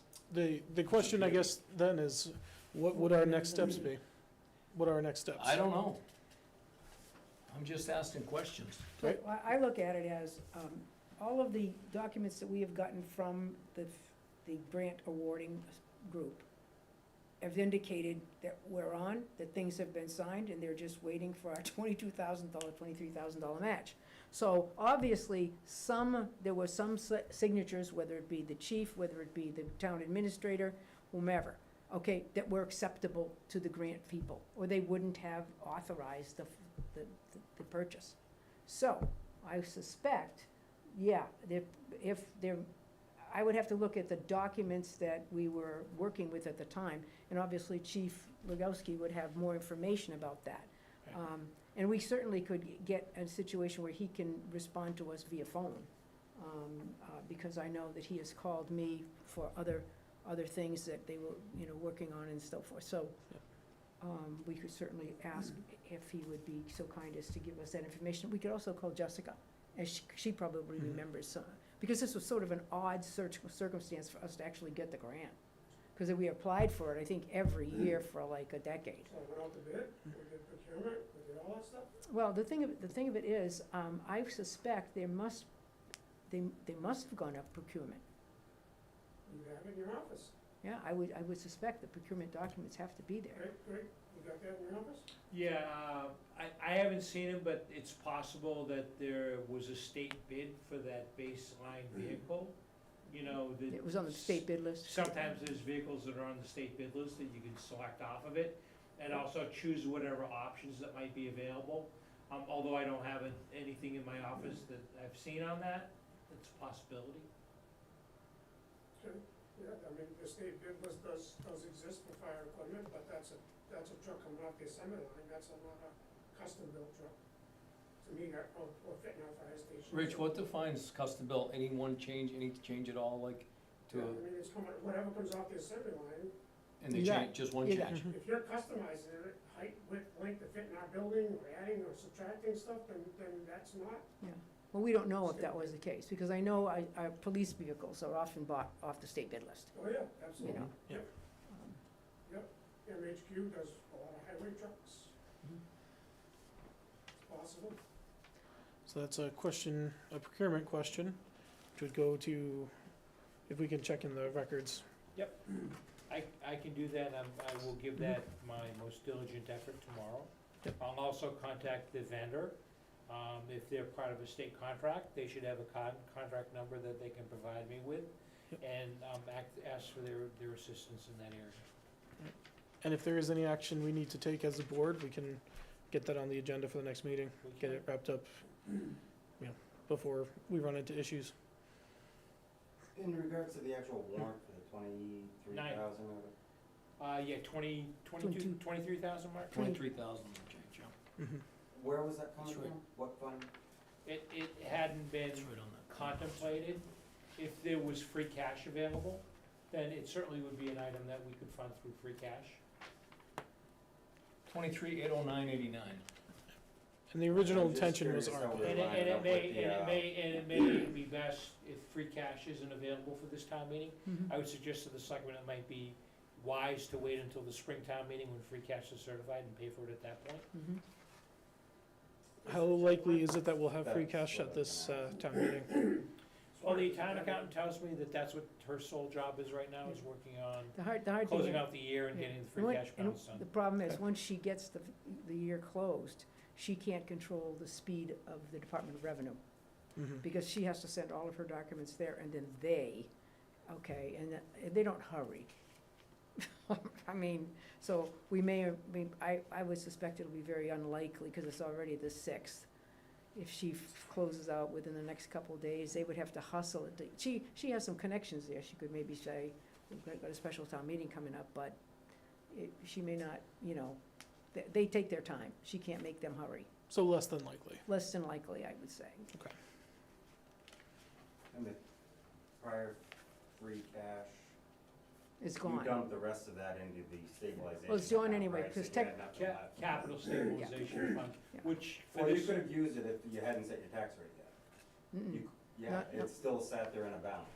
we have that capital stabilization fund is available, so if we were to wanna access that $23,000, We could get it from we there. could do it at the town meeting and transfer the money from that account, because we did, as you recall, dump in a substantial amount at the spring town meeting, specifically for the purposes of funding future payments on the fire trucks.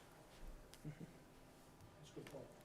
Forgot I was about just curious because, it is a tough time, but if the grant needs that, waiting till the spring could be a very difficult thing for everybody. Mhm. And like you said, until you get your answers, you don't know, Yeah. so I'm not saying it is an issue. but- It's June or July, before the money's available, it'd be after July 1, if you voted annual town meeting in June. So if the truck's coming before then that. I don't think it's coming, I don't think it's coming before then. But we can find that out, obviously. Just saying, it's a I believe he'd said it was a 2.5 year timeline for vehicles at this point. 29 months. That was then. Yeah. So it's annual town meeting, maybe just fine then. Because it doesn't say in here anything about what approval authority you have to walk through, at least in my quick cursory review of this. But somewhere, there's gotta be documents with their signatures on them, whether they be Jessica's or whether they be the chief's. Right, so, and like I said, I have the contracts with Yeah, signatures on them. we can certainly get information to the chief and ask him if there's a file or of documents on this that exist in his bailiwick, and they may. But they should be in our bailiwick as well. Jessica has a lot of, online files, so.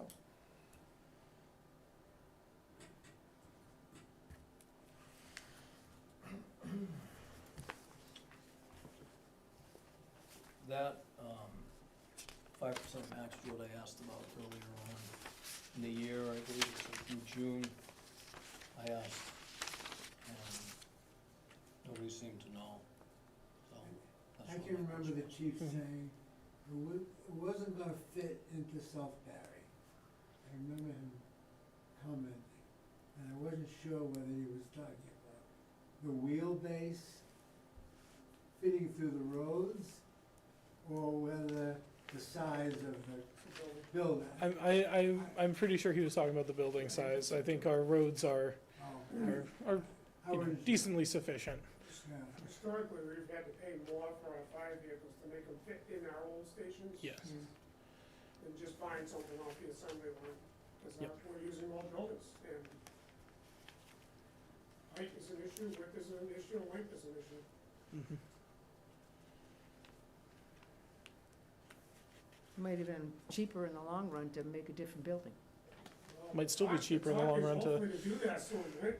Well, and that's, certainly I would like to see that happen. So, All right, so are we good to keep going on the? Yeah. Oh, do you, Mark? No, I just one more question for Rich. Mhm. When it said, the change from the application for the grant, it basically says this reduction is because of the cost requested for the tanker tender exceeds the average price range calculated from market research and prior awards to the same item. Is there like, for certain size tankers and for engines, there's a certain amount of money that's given, you know what I mean? I think How does that, I think, understand that real quickly, is the federal government's basically saying back to the chief that Too much money. he asked Too for much more money than what the truck is, So they that- reduced it. So they yep. reduced it because they're used to seeing these grants. I mean, this is, this Assistance to Firefighter grant is every state, and it's highly competitive to get any money, trust me, very highly competitive. So basically, they know what the standard cost is for a pumper, they know it, or an engine, whatever you wanna call it, pumper engine, a tanker, whatever. So when you ask for more money, they're gonna reduce it because they already know roughly what the cost of that truck is to build it today. So when we do have to pay higher prices to get it customized to fit in our buildings, that truck is no longer going to qualify.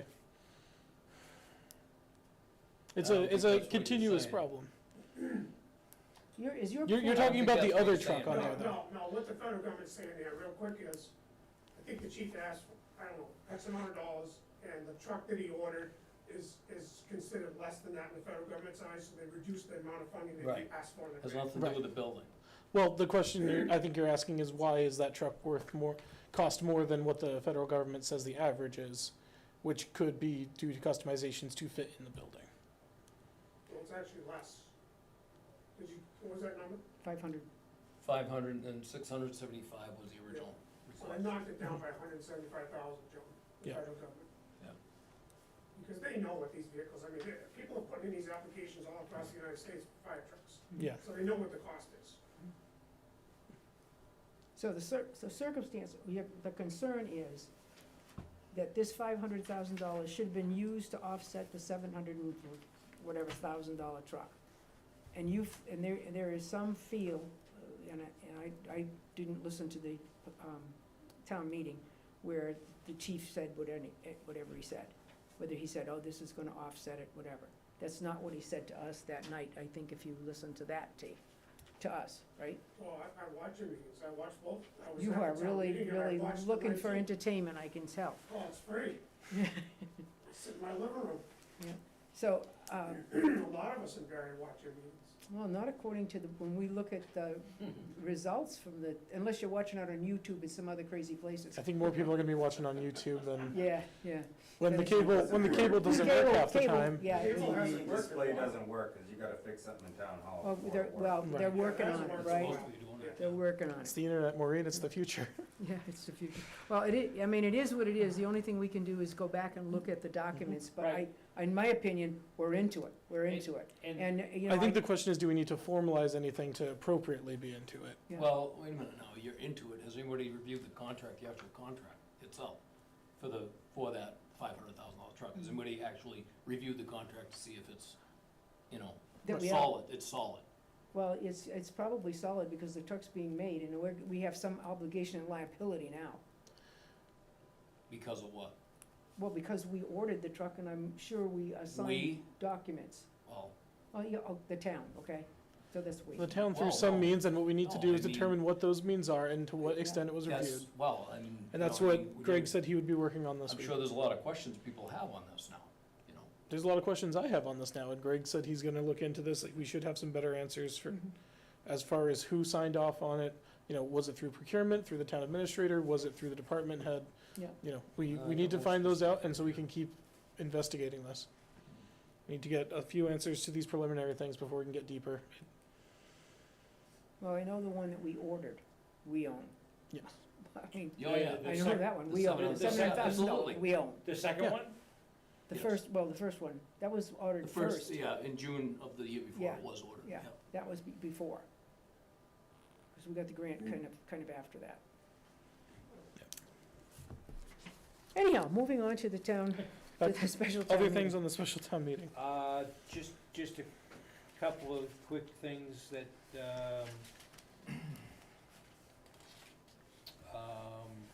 two articles submitted by the treasurer collector for a special town meeting concerning investments. He would suggest, and the second one concerning transfer of land in lieu of taxes owned. So he's got, two articles that are there. And then we need to vote some additional, excluded interest, which doesn't affect our available funds for, capital debt, and I don't know why that's there. I don't I'm have- sorry, which I don't one, have where any- are you, capital debt? I'm sorry, Maureen, what was that? What would you, what- I don't know that, and it was submitted by somebody, not by me, okay. and it came in on Friday. I have to do a little bit of research in terms of where that came from and why it's necessary. Okay. One other thing, I don't know if we need to put it on a special town meeting or if we have investigated into it. I got information today from the Historical Society who had funded the rehab of the town clock. And the town clock was being repaired, and then we found out that it leaked so badly around it that we needed to fix something, and we had the roofing company come, Kid Luco. And they replaced and repaired some sort of a gasket around the flagpole, blah, blah, $500. And they did it at the same time the clock was being repaired because they used the lift to get up there and so forth. According to the Historical Society people who talked to Kid Luco today on some other issue, that they did not get paid by the town. And we did vote that, if you wanna check that, we did vote that and take it out of ARPA funds to pay it was $540 or something to pay Kid Luco. They indicate that they have not been paid. And I mean, I know we approved it and stuff, did we ever get an invoice from them? Because all we did was heard from the Historical Society that there was that amount of money that would be necessary. I'll have to look. Yeah, so if you can, because I know. I don't have any recollection of an invoice like that ever coming Yeah. to us. Yeah, No, well, was- you was- probably weren't here then. You weren't here then. It would've came to me. Yeah, Well, that's why I don't have any recollection of it. that's a good reason. I remember signing something, but it was not the, it was the That- approval to have the work done. yeah, Yeah. I remember that. yeah, but we Because I should was there have, at the very beginning. but we should have got an invoice, and then we Yeah, should have that paid They it. didn't get an That I invoice, never- we'll have to send it now. Yeah. and Well, we're they can- in the- They we're in can a different invoice, fiscal but, year now. but they haven't invoiced us for a year and a half, so that surprises me. So at any rate, I think we have a $500 bill. Oh, We probably okay. can just manage it in-house. We probably don't have to go to, Yeah, no, I'll have. Well, Yeah. we'd approved it from ARPA anyway. yeah, so we can So it should take care still of that. come from But just to ARPA. let you know that I did get information today about that. I think that's, Madam Chair. On the articles, is there any, consideration given on the details and what have you for the 250th, because we gotta get through June. We have an outstanding bill which you and I spoke about. Yeah. and Greg and I spoke about. do you feel that you're going to need additional, well, I mean, what have you got, what have we got? You had the 50,000 in the kitty from us, and then you've got whatever, the, No details in our budget. oh, no, I meant that, you got something from the state, didn't we, just recently? Well, Get I in. just got the paperwork to start that first initial Okay. half Yeah. down. Yeah. Down, deposit, if you will, the first half deposit. Yeah. And then later on in 2024, we can draw down on the Yeah. second half Yeah. of those funds. Yeah. But we never budgeted for details for police and Yeah, fire. I realize that, you and I spoke. So, and then we had the fall fair or whatever, we incurred some debt. We have, I think, 4 events that will probably need police coverage, including Founder's Day, which would be the biggest one, June 17th. Right, On the common, and there'll be some traffic issues, whether it's, I mean, kids will be coming down to participate. We met with the superintendent of schools the other night, and the principal, and what have you. So I'm anticipating anywhere from $3,000 to $5,000 just to get through June 30th. oh, okay, And then the new budget cycle would start July. yeah, As long as our police and fire chief, come to the finance committee and plan that through with the finance and you folks for the budget process for this year. So one of the main reasons why I wanna come talk to you tonight is so that we can get through June 30th and then make sure people plan for 2024's events. well, that's certainly, when we begin our work on FY '25, because there'll be, a lot of that police stuff is gonna be, like you say, June 17th, there'll be a considerable bill, you think? I do, And then whatever we do during the summer in September is gonna be FY '25. correct. So then you're gonna have to guesstimate with the chief what we should budget. But I'm saying between now and June 30th, 2024, probably $3,000 to $5,000. Okay, but you've got 50,000 at the time. I don't know where the disconnect is. The committee did not budget for detail work. Okay. So if I'm gonna start spending detail money, then I have to start cutting somewhere. Well, no, we don't, no, you don't have to spend, of the $50,000, what do you think you're gonna spend? Okay, of the 50,000 plus what the state's given you, what do you think you're gonna spend this fiscal year? I mean, cause a lot of the bills we're gonna pay, the big bills, are gonna be next year when you're actually paying the rest of the band, the rest of the fireworks, right? So I would suspect. Yeah, I mean, you folks have already been approving contracts very Yeah. long and we've been making payments, making deposits. Right, yeah, sure, And we've got more coming your way. and right, So, we anticipated a $140,000 budget, and we're about $14,000 shy of that, and we have to start tacking on police and fire details and all that stuff, then we're gonna have to start cutting, because we're not even at the $140,000 budget, we haven't met that yet.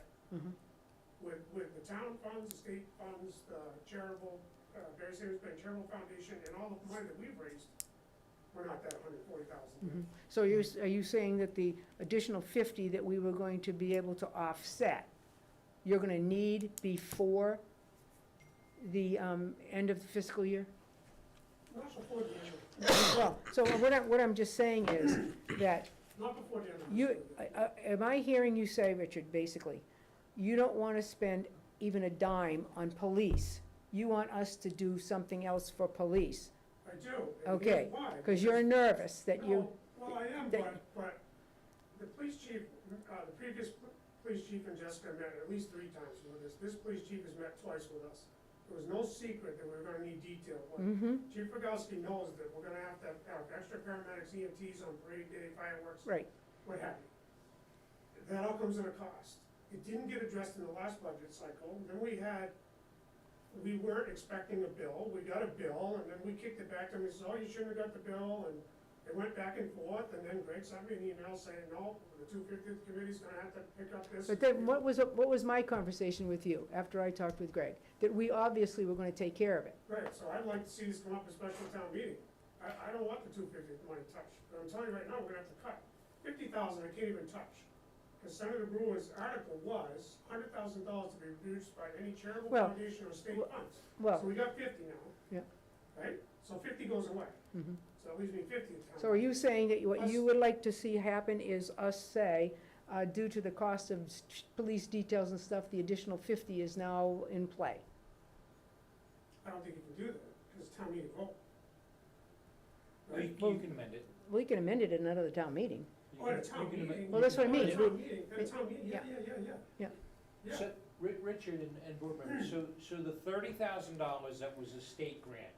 Yep. That amount of money should be absolutely in play, including police details, for any expenditure you have between now and June 30th, which is the end of this fiscal year. Founder's Day costs, police detail costs, because my understanding is that grant has an end date, which is, you need to make your expenditures by June 30th on that grant. Which is from the state? The state, Oh. the state, the state. It shouldn't be that way, because Well, I just telling you, I haven't seen the paperwork, but I have it up in my office. I completed the paperwork and I did it, and it has a drop dead date of June 30th for use of the $30,000, with final invoices and submission due, let's say, July 15th. And I'm just putting that out there, a notice to you, because when you go to you need to kind of be able to plan that money as the Spend it. first money that you're gonna pay. You gotta use it, spend it. But your email, correct me if I'm wrong, said we would do one drawdown now, and the other half would be in 2024. No, Oh, let's pull it up. well, I'm not gonna, Here. I'm not gonna debate my email, and if I'm speaking, it's not deliberately to deceive, it's just saying, simply saying that there's a time frame associated with that $30,000, that's all. Well, that's just news to me tonight. That was not in the email. So we had one more layer of dilemma. It's not a dilemma, Richard, jeez, I mean, as I told you on the phone, do you really think that, we're not going to make this happen for the community? I don't know who, I mean, the townspeople ponied up a chunk of money, our committee ponied up a Sure. chunk of money. Gary Stevens and now the state, but not everybody's in charge of all of it, right? Right, well, true. Well, I mean, So- you're in charge now of the charitable foundation donation. You're in charge of the, that $50,000 that, was voted, like you say, in lieu of, you're in charge of that. From what I understand, what happened with the police thing was the police officer, or chief, put in an amount of money, okay? And then, I guess it was, the budget and finance said, oh, no, we'll fund that some other way. And then it didn't happen. Absolutely right, because I sat right behind the chief the night of the Yeah. finance committee, because I was next on the agenda. He absolutely asked for the funding, and Yeah. they absolutely were supportive. And then as we got closer to town meeting, They make an adjustment. we made adjustments. Yeah. Yep, he And so, absolutely asked for them. yeah, He and, absolutely did. and so, if you're, I mean, there's no question that, I speak obviously for myself, but I'm very much, supportive of making sure that this goes off without a hitch. And, I don't think that we've had any negative conversation about making sure we pay our police details. Well, I wanted to get paid, we just gotta identify the funding mechanism, Yeah. whether it's, and I'm telling you right now, if we're gonna spend, what was the last bill, 3,000 roughly? We're gonna spend roughly 5,000 between now and June, maybe that's a little high, 4,000, It's probably not. it's 8,000, 8 or 10,000. Mhm. And then next year, after July 1 through New Year's Eve ball over here at Harding Allen Estate, whatever that entails, all the events all the way through that, fireworks, the parade or whatever. I thought the fireworks were the culminating event. No, We have Okay. events every month through 2024. Oh, okay. And a New Year's Eve ball to close out. There's just gonna be old people, you don't need a lot of police there. Let's hope not. And I can't speak for either chief, but, these details are $51 an hour, they cost money. They tell us how many police we have to have I think that's, based on the event. Yeah. So, we're gonna spend 15 grand, we're gonna spend 30 grand, I mean, I don't know, I can't without asking them. mhm, And so if 30,000 is gonna come out of our allotted 100,000 plus whatever the committee's raised, I'm telling you, I'm gonna start trimming. you're gonna start what? I'm gonna start trimming our budget. the Oh, budget trimming, We put yeah. together, we worked on for 3 years. Mm-hmm, And asked the police department, fire department to plan for this, and they did try, and it got cut back. mm-hmm. Well, Greg, do you think this is a conversation that you would have with the, Budget and Finance Committee tomorrow night? Because we're not at goal yet, our goal was 140, we're not there yet. And then if we have to take all the details out of that appropriation for the 250, I'm gonna start cutting. Mhm. I have to start cutting. So I guess that's why it was important to come and talk to you all tonight, to just let you know where we're at as a committee. So you, But we need direction, obviously, so that we know. so you've got $80,000 with, the 50 from the town, the 30, and then you got another 25 from the charitable foundation? So, it was 25 and 30, so it's 55,000 subtracted fi- from the 100. And that was how, Steve's motion was. Yeah. Okay, so we have that money that has been, allocated, we'd have to amend the motion at town meeting, we could do that at the special, We could. we could do it at the special, That's kind of what I'm hoping that we and, do. and free, then I would certainly and be very prepared to free up an speak with amount. you on the floor, Mhm. I bet you would. but I think we need some input from the fire department, police department too on How much? some rough numbers, I mean, It's really hard to, Getting a if better you, defined if you number. can't tell them, we are gonna need, cause it, if you said Founder's Day and you're gonna have the kids come down, I'm saying, okay, you're gonna have 2 to. hours. 2 hours and a couple, I mean, how many police officers can you need? See, I wouldn't even guesstimate how to do it, you and the chief would have to do that. 4, 5 maybe. Yeah, but then what do you say, he needs 10 men, 3 men, 4 men? That's what we would do, that's what we would do. Yeah, and then give us a number by the 29th. Parade and fireworks is gonna be the, Well, Significant when, number. I can't wait to see where you're gonna put it and how you're gonna park them. you gotta even run up there on the back 40, Yeah, well, either your back 40 or Yeah. Phil's back 40, I don't know, it might be one of our back 40s. yeah. So that's, you know, that's why I thought. Well, I don't mean to minimize your angst, because I'm absolutely confident that we're gonna take care of this. I know, but, I mean, we gotta balance our books in town, we just finally got free cash back, I mean, it hasn't been easy for a couple of years, and the town was very generous Mm-hmm, to us. Barre Savings Bank Charitable Foundation was very generous, and they worked very hard to get us those funds. yes, you did, So we're in a good position, mm-hmm, but I also don't wanna spend more money than we have to either. I wanna Mhm. do a good event, I wanna make sure it's good for the town of Barre, we hit on all the proper stops, but I also don't wanna like overspend either. mm-hmm. Well, I mean, the police details are expensive, there's just no way around it. I mean, the hourly rate is what it is, and how many people And they need to, deserve to get paid, and Yeah, our fire, absolutely. and our fire chief, absolutely, fire department's gonna have to come up with how many extra EMTs and paramedics we need that Yep. day on gators and Yep. four-wheelers and whatever Yep. we need to encompass the town. Yep. Guess where everybody's gonna know when we're gonna be on parade day and fireworks day, we gotta put patrolmen on all the outskirts of town, extra patrolmen. We did this in 1999 for the 225th.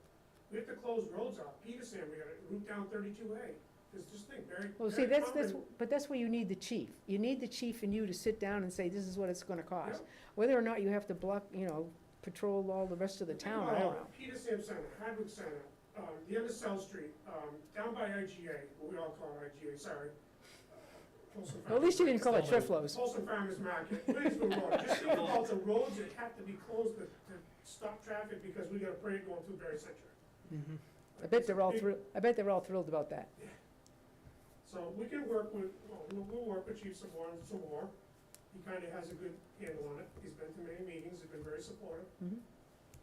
And work with, Jim, or whoever at the fire department, you know, try to nail that down. Mhm. Well, I mean, because if we can get a number, Yeah. that would be helpful. Yeah. I know it's hard to predict, but, And the taxpayers are very gracious and voted $100,000, and we're gonna start chipping away on that extra money that they thought they were getting back potentially. well, I think that everyone is very well aware that it's very difficult to predict something that you only do every 50 years. It's really, True. I don't know how you're doing it.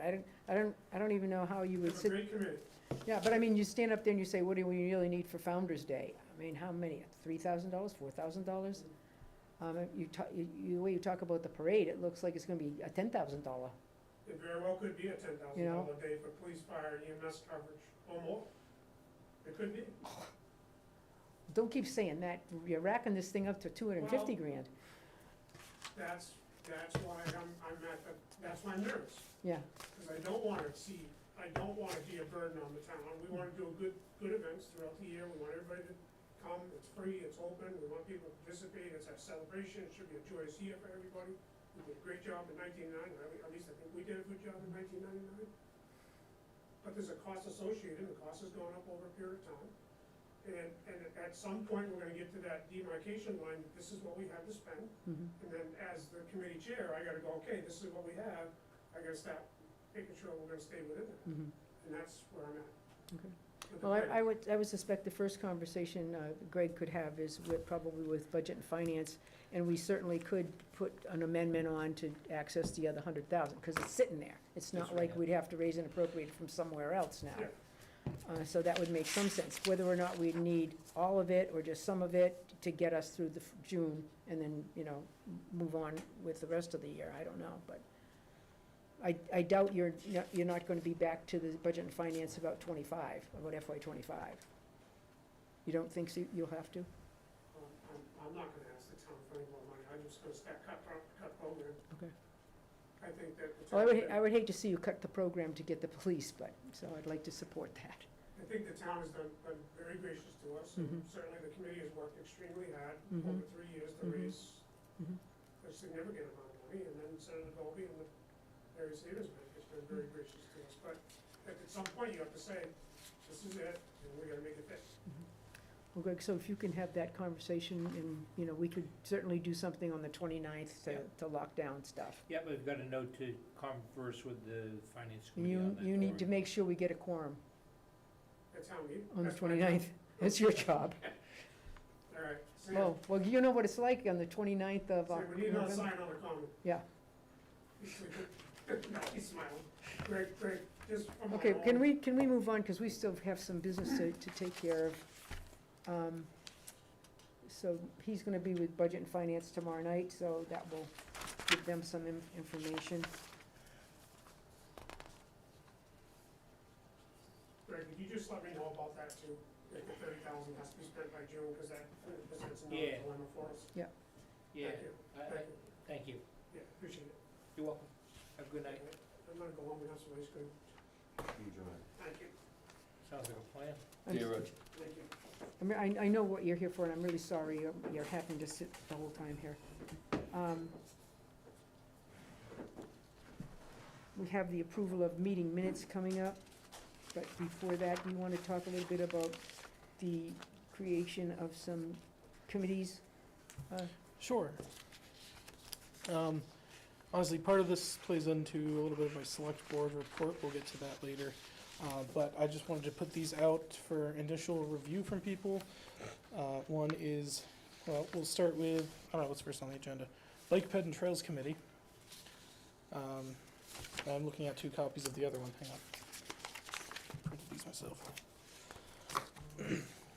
So this would be to establish a Bike Ped and Trails Committee, Bicycle, Pedestrian, and Trails Committee. I should probably write those out better.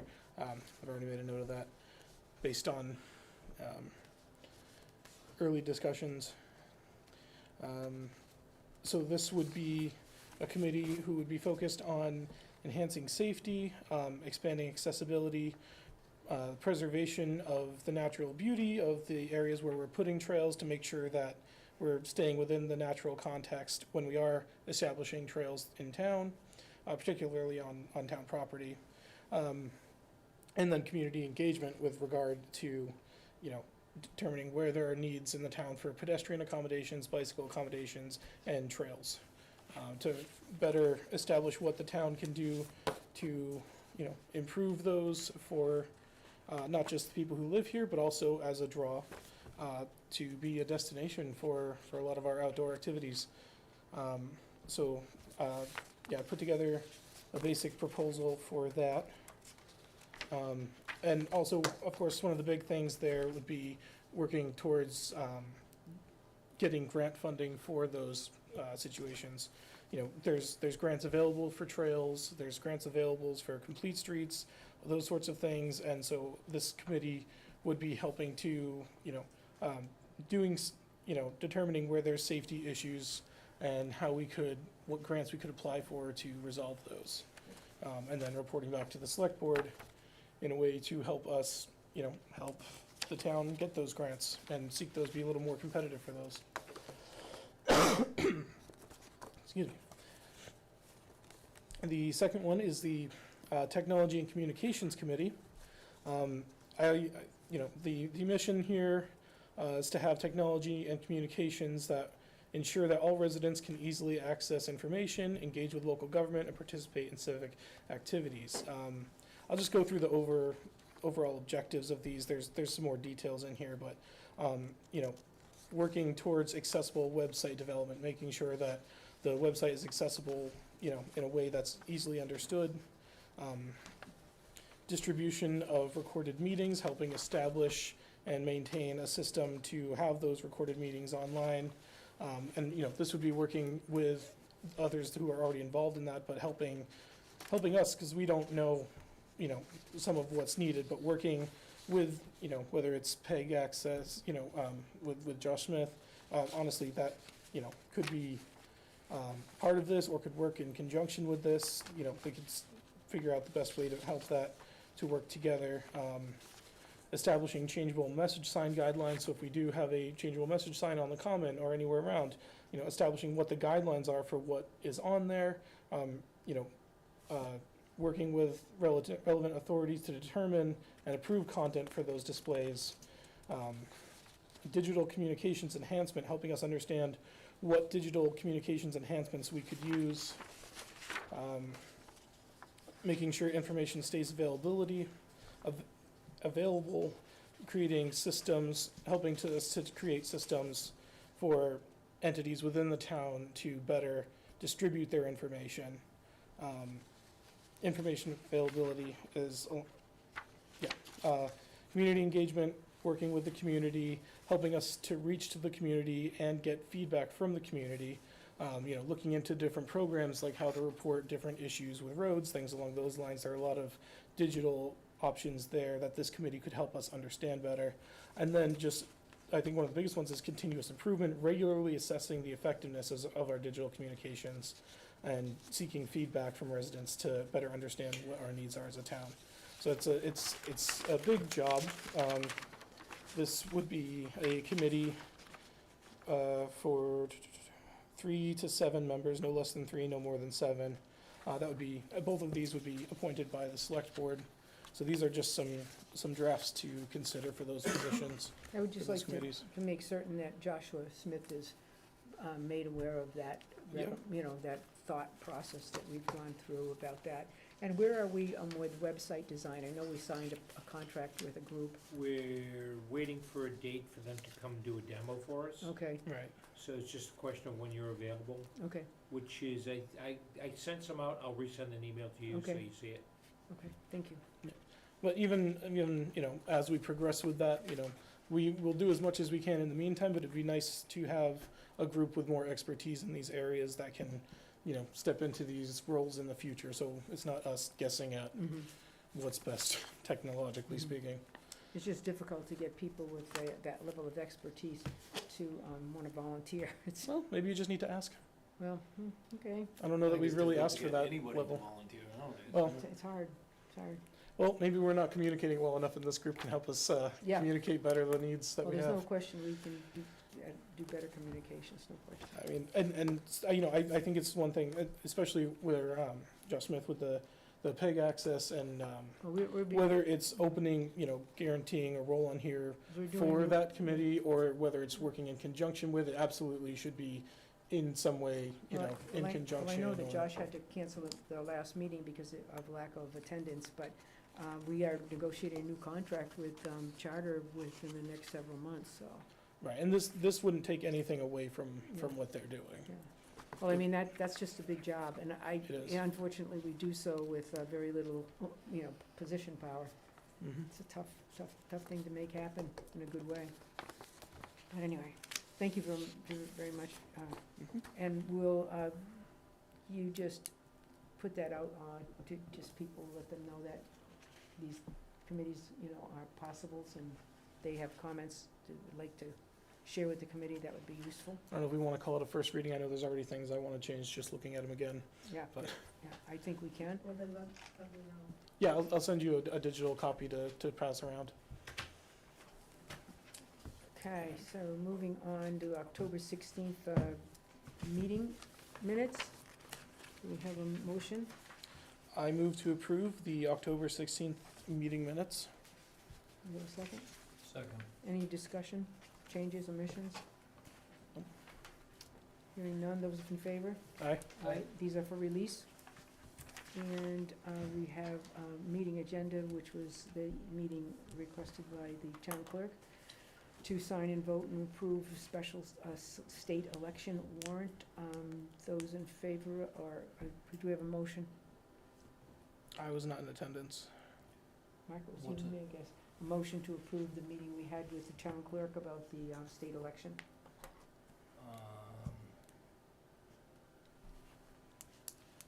I believe you guys met just to sign and approve. Just- Yeah, We that's all did- it was. So do you Oh, okay, just well, read all right, I move to approve the, October 24th? yeah, Ellen handed us the thing, we looked at it, reviewed it, and we voted it. I'm just drawing a blank. For the, Okay, for the and. Well, I thought we already, I thought we actually already did Yeah, that. you have the minutes. No, no. I don't- Right, this is to approve the minutes for when Oh, we did okay, that. all right, I'm confused. So you all and I right. were there. All right, all So right. I'll make the motion that we approve the minutes for the October 24th special meeting at 10 a.m. on that date at the request of the town clerk to approve the warrant for the November 7th special state election. Second. We have a motion made and seconded. Further comment or hearing none? Those in favor? Aye. Abstain. Looks like it's a vote for public Oh, distribution. yeah, you weren't, I understand, you Yeah. weren't there, John. Yeah. I was confused about that, I thought you were. Okay, town administrator report. Thank you. Veterans Day is coming up, and the Henry Woods Building and town offices will be closed on Monday, the 13th. So just an FYI to the public that we are closed on Monday for the holiday. And then also coming up is Thanksgiving, and in the past, we've worked a half a day the day before the holiday. So I just wanted to make that as an announcement that the town offices will close at 1 p.m. on the 22nd of November. And then, just a couple of items that I wanted to catch up with you on. The first is, budget requests. So we're already gearing up for FY '25, if you can believe it. And that starts with kind of a kickoff budget memo. If you can take one of those and pass it down. I won't spend a lot of time going through it, but I want you to kind of be aware of the key points of it. So this is the memo that we issue to all the municipal departments. And the first and most important item that's in here is that we have a new town administrator that's coming on board, and she will need the full cooperation and support of all department heads going forward. One of her primary goals is to develop a balanced budget within available revenues and provide the selectmen with the finance committee with a line item recommendation on the budget. It's very ultra important that the town administrator is involved in this process. The budget memo provides that budget requests are due in on January 18th of 2024. So for the public, it's the fiscal year beginning on July 1, 2024 through June 30th of 2025. We know it as the fiscal year 2025 budget. I've also put in a guideline that departments should limit their budgets due to funding constraints to fit within 2.5. I don't think that, it's nice to see that departments want and need, but it's a revenue-driven budget, and it's important that the town administrator have the tools necessary to make decisions based upon what is considered to be modest budget requests. And then the other items that are probably most important is if you flip to the second and third pages, are the budget calendars. So again, budgets are due in to the town administrator on January 18th, electronic budgets. And then the town administrator will meet with departments between mid and January and February 1st. And then in February 8th, distribute preliminary budgets to the Finance Committee and Select Board. And then the Finance Committee, as you know, then meets individually with departments and reviews and the budgets, and that will be between February 12th and April 18th. There's some other dates that are really relevant in here, but the budget public hearing would be May 23rd, 2024. And then the annual town meeting would be June 11th, 2024. It seems like we start well in advance, but it's something you kind of have to do. The key dates that are coming up is the governor releases the state aid numbers under the House 1 budget, typically at the end of January. So that's just something that we need to kind of keep an eye open for. So we will go ahead and issue this to departments so that they have ample opportunity to put together their budget proposals. And then when Tammy comes on board, she'll at least have an opportunity to kind of settle in before budget proposals are due in January 18th. Would you please either somehow emphasize that in the past, many departments ignored the timeframes and didn't come with a budget preparation or even a sort of a initial document or preliminary document, okay, until well into the process. And you may want to talk with Budget and Finance about that, but I think there needs to be a very specific "there shall be." Yeah, that's a good point. Or It wasn't- there shall be. Okay. And if that is not, if that does not happen, we expect that there to be some reason, specific and important reason that necessitates a different date. Otherwise, that's not going to be good on anybody's new evaluation. Well, I thought it was, there may have been a problem because there was a signature line to say that the departments acknowledged and received and read this letter, so I'm guessing that's similar to what you just spoke about. Yeah, well, because I know that happens, and they don't show up with a budget. Yeah, that's, And the Budget and Finance Committee then is penciling in, whatever was, the current year in FY, 24. and these are paid staff or volunteer boarding Oh, committees? no, paid staff. Oh, that's not right. No, I agree. They shouldn't be paid staff if they Yeah. continue And I to do just, that. no, and I mean, we just want to make it very clear so that there's no, because with a new person coming in, that person can't be thinking, well, this doesn't matter, I agree. and it does matter, But deadlines are critical, yes.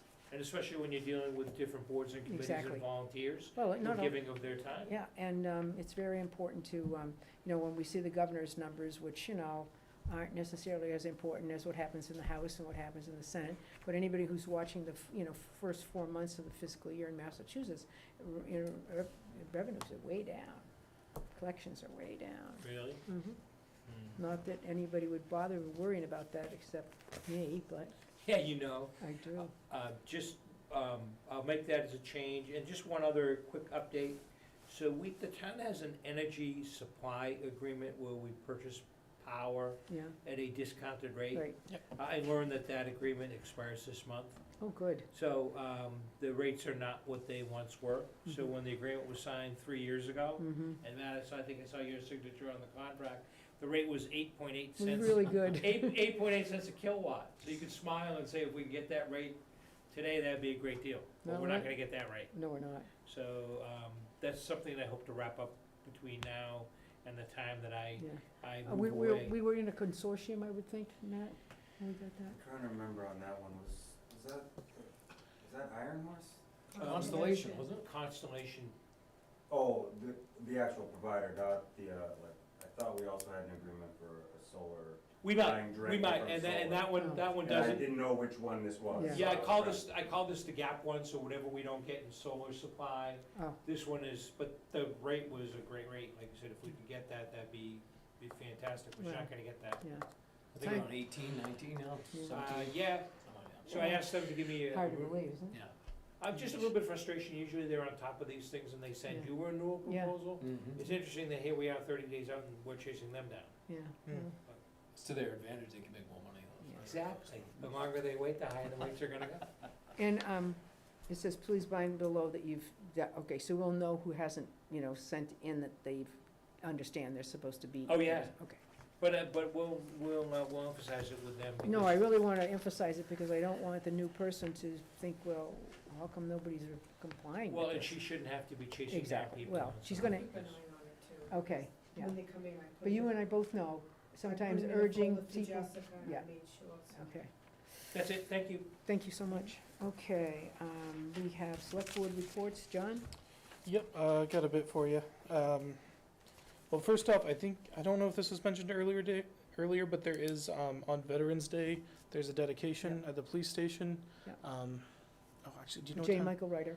Do you know what time? Was that it? I think it's right immediately following the, the North Veterans Day. 11 o'clock. Is Yeah. it 10 or 11 11? o'clock? Yeah, something like that.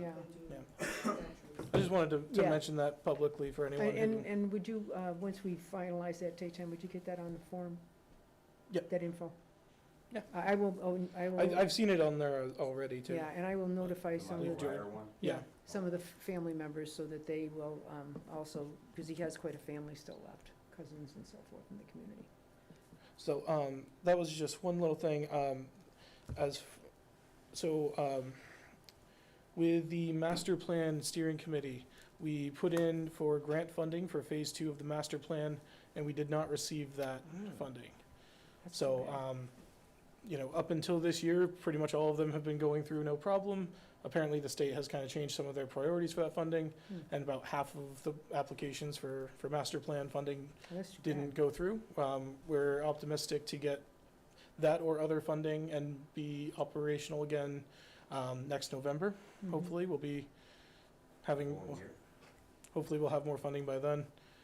In the meantime, there are things that we do want to look into getting other funding for. Our hazard mitigation plan is going to run out.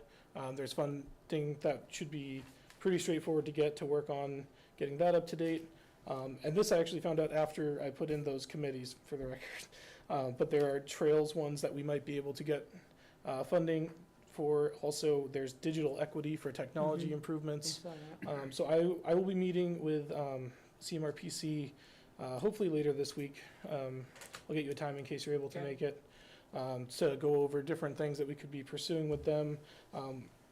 They also mentioned parks and playgrounds, but those usually require a match, and Mhm. it's, from recent discussions, I don't know that ARPA funds could be used Yeah. to match that, unfortunately. Right.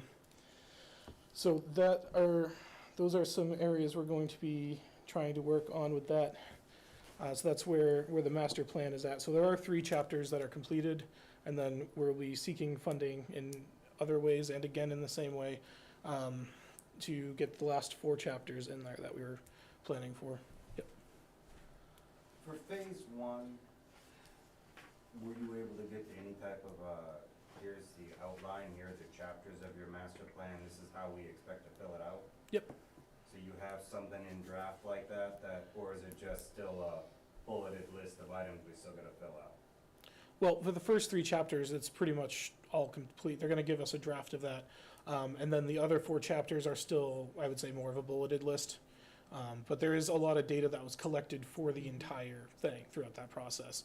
For that, the visioning night, we didn't limit that just to the first 3 chapters. We collected data for the entire thing, so it's a matter of, getting more input on some of those other ones and getting those flushed out more completely. But for having 3 chapters done, I'd say we're more than halfway completed for having 3 out of 7 done. Do We've you know got, what that phase 2 value is? I don't know that offhand. Okay. And then the other part, unrelated to that, the CBDG grant for South Barry. Mhm. So I'll be meeting with the engineers and CMRPC regarding what they've found so far, a week from Wednesday. So we'll be getting an update on that. And Greg, I know you're on that email too, if you're Man, able to. I don't know that there's a exact time set for that yet. So we are getting some updates on that, and we'll be able to hopefully turn that into other grants that will take this new plan that they've come up with for South Barre and get some funding for actual, physical improvements. So that's, that's what I have. Okay, Mark, Nothing. you all set? Okay, I have a couple items that I put on here. One was electronic sign that we talked about before. We worry, where can we put it, what should it look like, and so forth, but we know we really need to have that communication device somewhere within the community. We know that if we're gonna think about some place on the common, it's a historic site, so we're starting with Historical Society. And their, Barre Historical Society has indicated they could not be here tonight. That was our hope that they would be, but they very much appreciate the opportunity to be involved in this, and just giving them another date, they will be here, and they will talk a little bit about what our restrictions are, what they feel would be appropriate for the town, and so forth. So if we start there, we won't get, kind of segue when we say, we should do this, and they go, oh, no, you can't do that. Now, who'd that be? That's, right now, the person who's the head honcho at the Historical Society is Lucy Allen. Lucy Allen. And trust me, Lucy Allen knows all the historical stuff. So she's representing the Historic Commission or the The Historic Historical Society? Commission, Okay, the right. commission. And so, what, the common itself falls under their jurisdiction? Okay. And from what their documents say, even that little sandwich where the welcome to Barre sign is, which would be a nice location, I mean, they're anathema about, they don't mind a sign, they just do not want an electronic sign of any kind. And I mean, they, obviously, setting up the letters is not what we're gonna do either. I mean, but they would love us to do a nice big granite thing and all that, but right now at least. So we're thinking about, is there some place that would be amenable, that would work for the community? We've had a lot of community people seeking do something. We thought about down at the area near Wholesome Food, but that's a very busy and dangerous intersection as it is, and the police say the last thing we need is people looking at a sign. I got it, so. Then it's state land. Yeah, and That's state so right I away. think if we start with the Historical Commission, we might get an idea about what we might be able to do. And I think it might be worth looking as well, aside from that, I know that's a whole separate issue, but as we're going through it, looking at the one in South Barre as well, where it's just the scroll Yeah. line, Right, to have something, A little more. in some way matching. yeah. Then I know that you're sitting here, and thank you so much for your patience. I know you sent me a little missive saying, please can we talk about emails and how many emails are available in the town for elected officials or for people on committees or whatever, so here's your shot. Well, just wanted to start with, and just to be honest, I was using a town email address as a member of the select board. Actually, if I recall right, I had to fight for that. I was the first select board member to get a town email address. Really? And then everyone subsequent got it. Andrew just kind of I don't know, continued that I and don't know, made that. I don't know if I wanna thank you or not. Well, it does prevent your kidding. personal email address Yes, from being part yes. of FOIAs and other things. Yeah, true, So it does protect the elected individual as well. right. And I was just surprised when all of a sudden it got disabled on me. There was no notice, so I didn't have the ability to give anybody a heads up that, hey, in 3 weeks, this account's gonna be disabled, please use this other one. None of that kind of happened, and it surprised me. Timing wasn't good, so I'm gonna admit, I got a little heated. I'm not saying rightfully, I just got a little heated because it was 11 days before the annual town meeting, when there's a lot of stuff going on, and all of a sudden, you lose your email address, you wonder why. So that frustrated me. I've had some time to think about it. And really what I wanted to bring up now is different things, because I do understand there is a cost. Just emails aren't given freely, and especially for municipalities, because our record retention requirements with that email. But because of that, I also believe it's a benefit to the town to provide it for the elected individuals, because you now own that record. And so when it comes down That's to true. public requests and all that, you're not dealing with someone that says, no, and now you've got a different legal fight beyond the one that's just asking for the information. Right. Second, I believe it's, sorry, I actually made notes, sorry, Okay. distracted myself.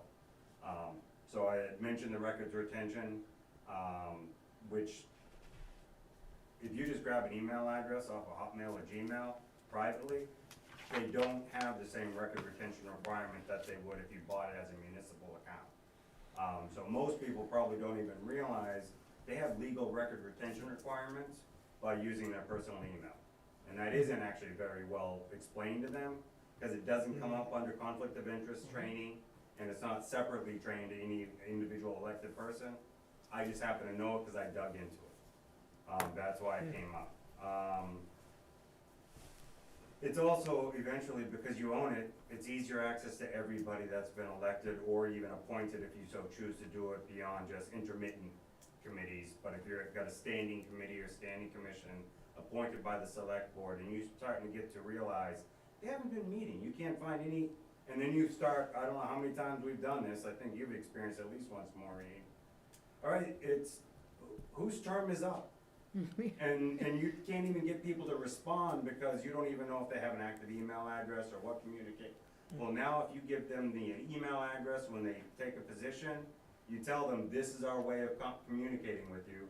If you fail to respond, it means you're an inactive member and we can replace you. If it's an appointed one, if it's elected, it's just, there's a different game there, and I'm not trying to, but when their term ends, you know it because of the election. And then you can just disable the account and reassign as needed. So to me, that was part of it. The last thing is, it creates a more professional, when I email someone that isn't directly on town, but I'm still dealing with planning board business, when they see @townofberry.com, they see it as more official. Yep. They don't like, who's this guy?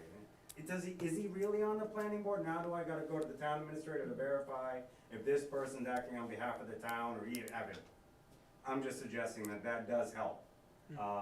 So for me, after my experience, I thought there's more to talk about and what type of policy you may want to apply here, how you want to look at funding it, whether it's individual boards, if they want to use their budget for it, then maybe that's a way of doing it, or it's just, you know what, we just gotta put more in the town administrator / select board budget to account for this cost for all employees, cause I don't think your departments pay for their right, it's right out of the town administrator's budget.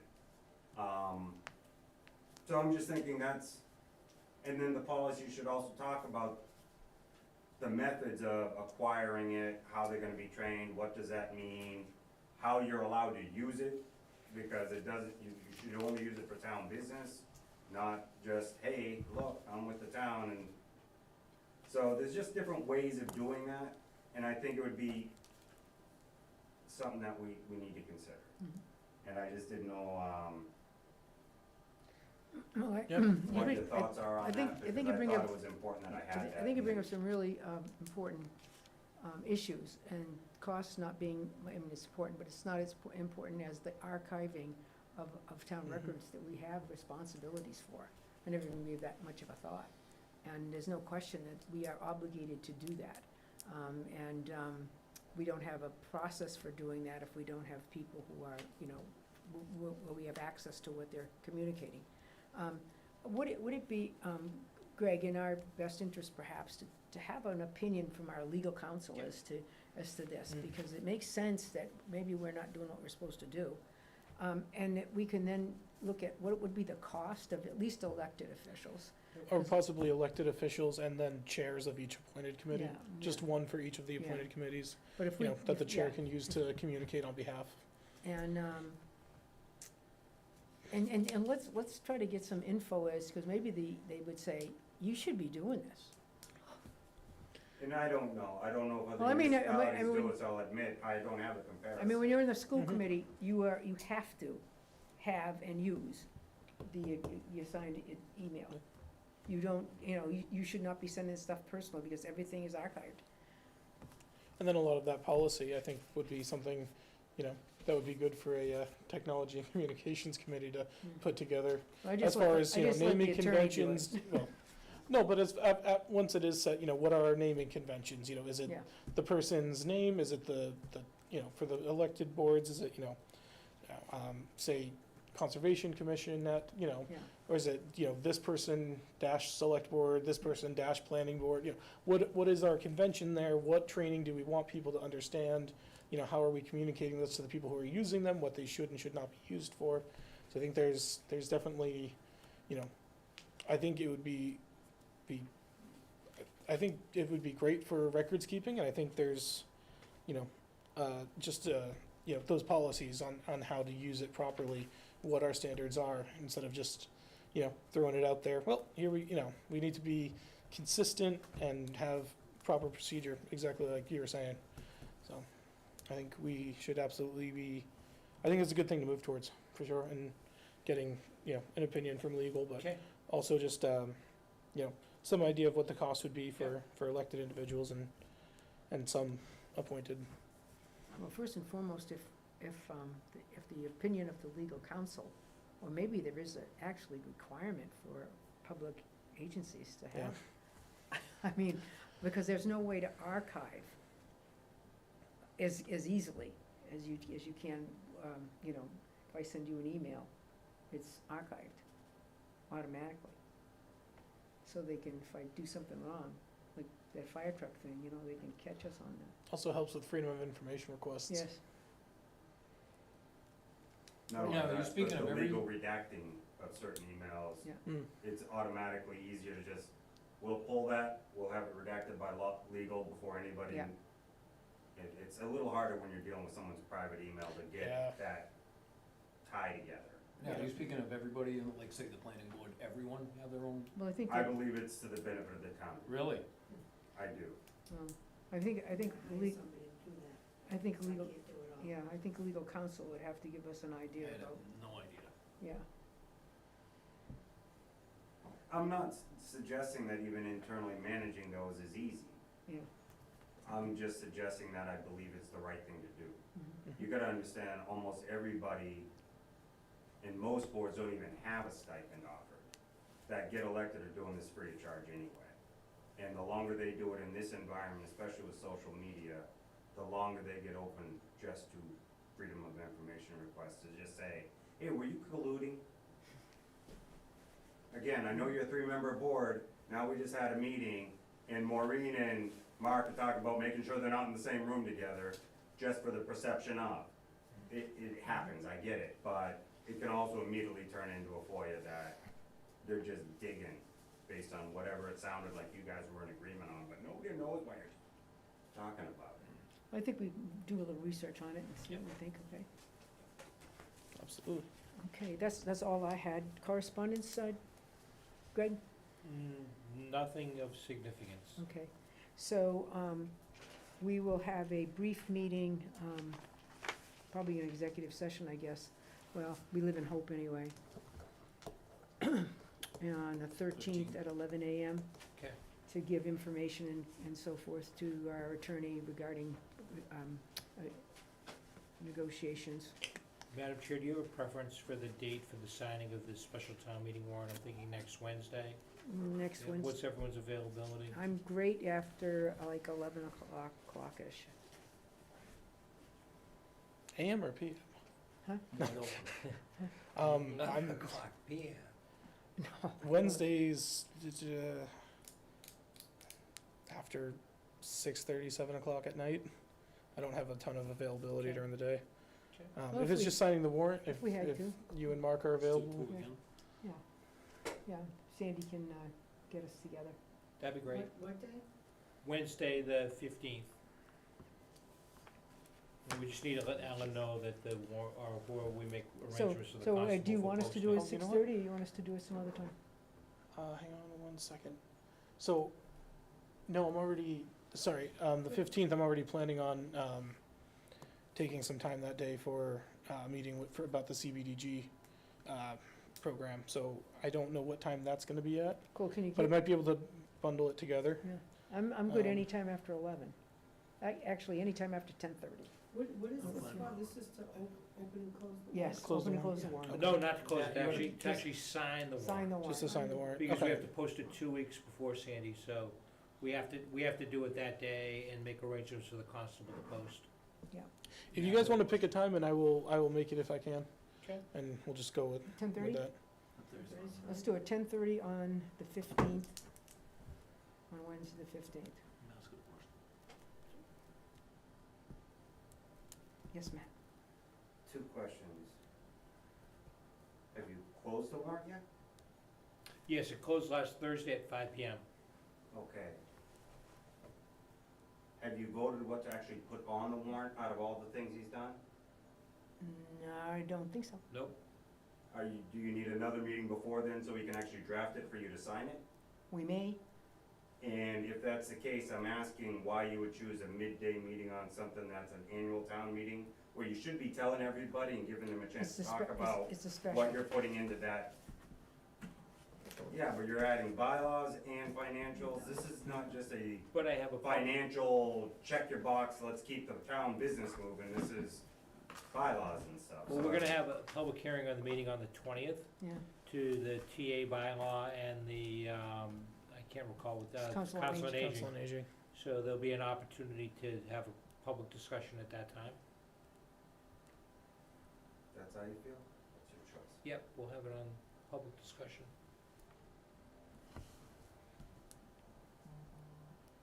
I just thought I recall something about not trying to do a lot of meetings before 6 o'clock so the public could attend. My understanding is this But it meeting is seems just like for that the, just doesn't necessarily consistently apply. well, I don't believe there was any intention of discussion at this meeting, it was just to sign it, right? Mhm. You haven't even had a discussion what to put on it. Well, we did this evening, we went through them today. What I'm suggesting is you haven't voted what to put on it, so this isn't just a signing. True.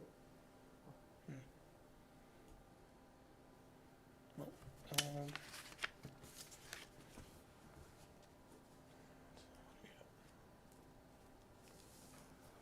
We could have a meeting after DPW commission.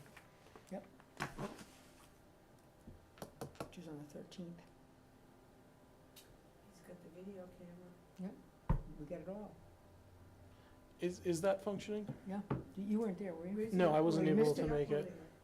Yeah, that was my question, Well, where it got uploaded. It's Zoom, we've got a Zoom account, Yeah. so I don't know what well, we talked with Rich about what to do with it after that, but it can be made available to the public for sure. Right, it doesn't, Because we can record it. that's the important part, is, Yeah. actually getting Right. it somewhere people can see it. So, yeah, we definitely could do it at the commission's meeting, either right before or right after. Yeah, we can meet after the commission meeting, discuss it and vote on it. Yep. And then, sign it. So that's the 13th. Yep.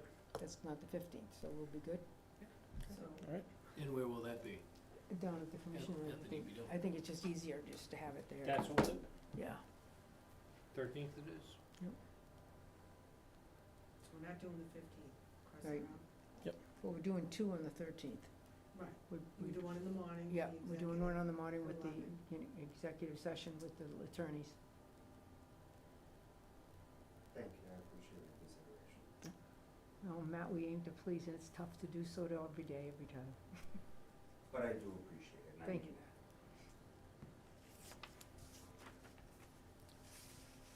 that. Was there, I think we're, was that correspondence? yeah, I think we're ready to adjourn. Yeah, I'll move to adjourn. Second. We have a motion made. Oh, wait, Sam, you said you had public comment for the end. It's still on, next time. Okay. No emergency. We- Well, I do have a quick question I get before, is that there seems to be a discussion about the sign and about the committee. Someone has to take authority. Does the selectman take authority and say, we wanna work with you,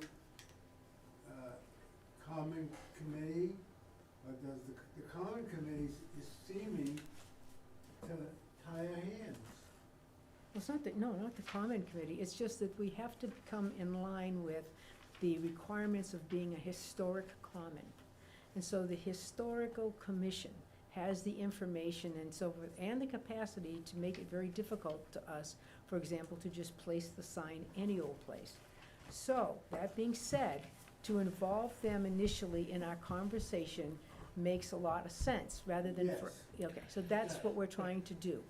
And as far as the common committee goes, that is one possible avenue for funding it. If that doesn't work, we can also consider ARPA, but we're not bound by that. What we're bound by right at this point is establishing a location that fits within the historical context of our town center. So the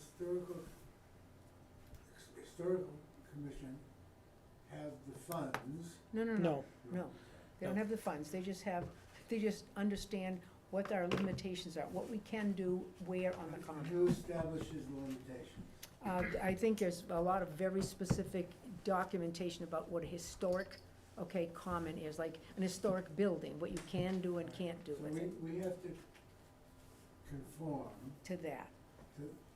to them. No, Well, to different regulations, Yeah. different rules that have been written over time. We have to conform to the regulations. mhm, And they're gonna be here next time. yes, And we're gonna try to work it out Mhm. somehow to conform with the regulations, so we can have a good sign. yes. Because what we think is a good sign might not be what they think is a good sign. They're gonna want something that blends with, the historic nature of the Yes. community's commons. So we Let's need face it, to, you don't wanna blemish them. right, we need to meet the historical context, and we also need it to be effective, and, Mhm, yeah. so They're- we're gonna they're work on finding that Really balance. anti any kind of, And we're trying to work it out. yeah, And we are of trying to course, work it out. digital or electronic Yeah. is a problem. For them. I mean, at least in the No. first blush, but maybe, I'm guessing that we could probably find some really nice ideas from sign companies that would maybe make it so Yeah. that we meet the requirements of the commission and. And I historic- don't think it's fair to speak for them until we have that Right. conversation. And they seem very, very willing and amenable and happy to be involved with us. Yeah. That's a good thing. And I wonder I'm sure all over the United States, Sandy, there are other historical commissions this is just Exactly, that- so, that have gone through the same difficulties The thing for Jake to sign. and that's, that we have. and they will be able to ferret some of those out and maybe say, this is acceptable to us. This location is acceptable to us. That makes it a lot easier than us picking some place that makes sense to us, but doesn't make any sense to them. And we're comfortable that their direction is the same as ours. Well, I do think that I they're, think so. I think one of our things is we want to preserve, the classic beauty of our common. Yes, Now, maybe not exactly as much as the commission does, but we have to be willing to, work with them and they with us, and hopefully we'll get a solution. We all have different perspectives on how we can best move the town forward in this.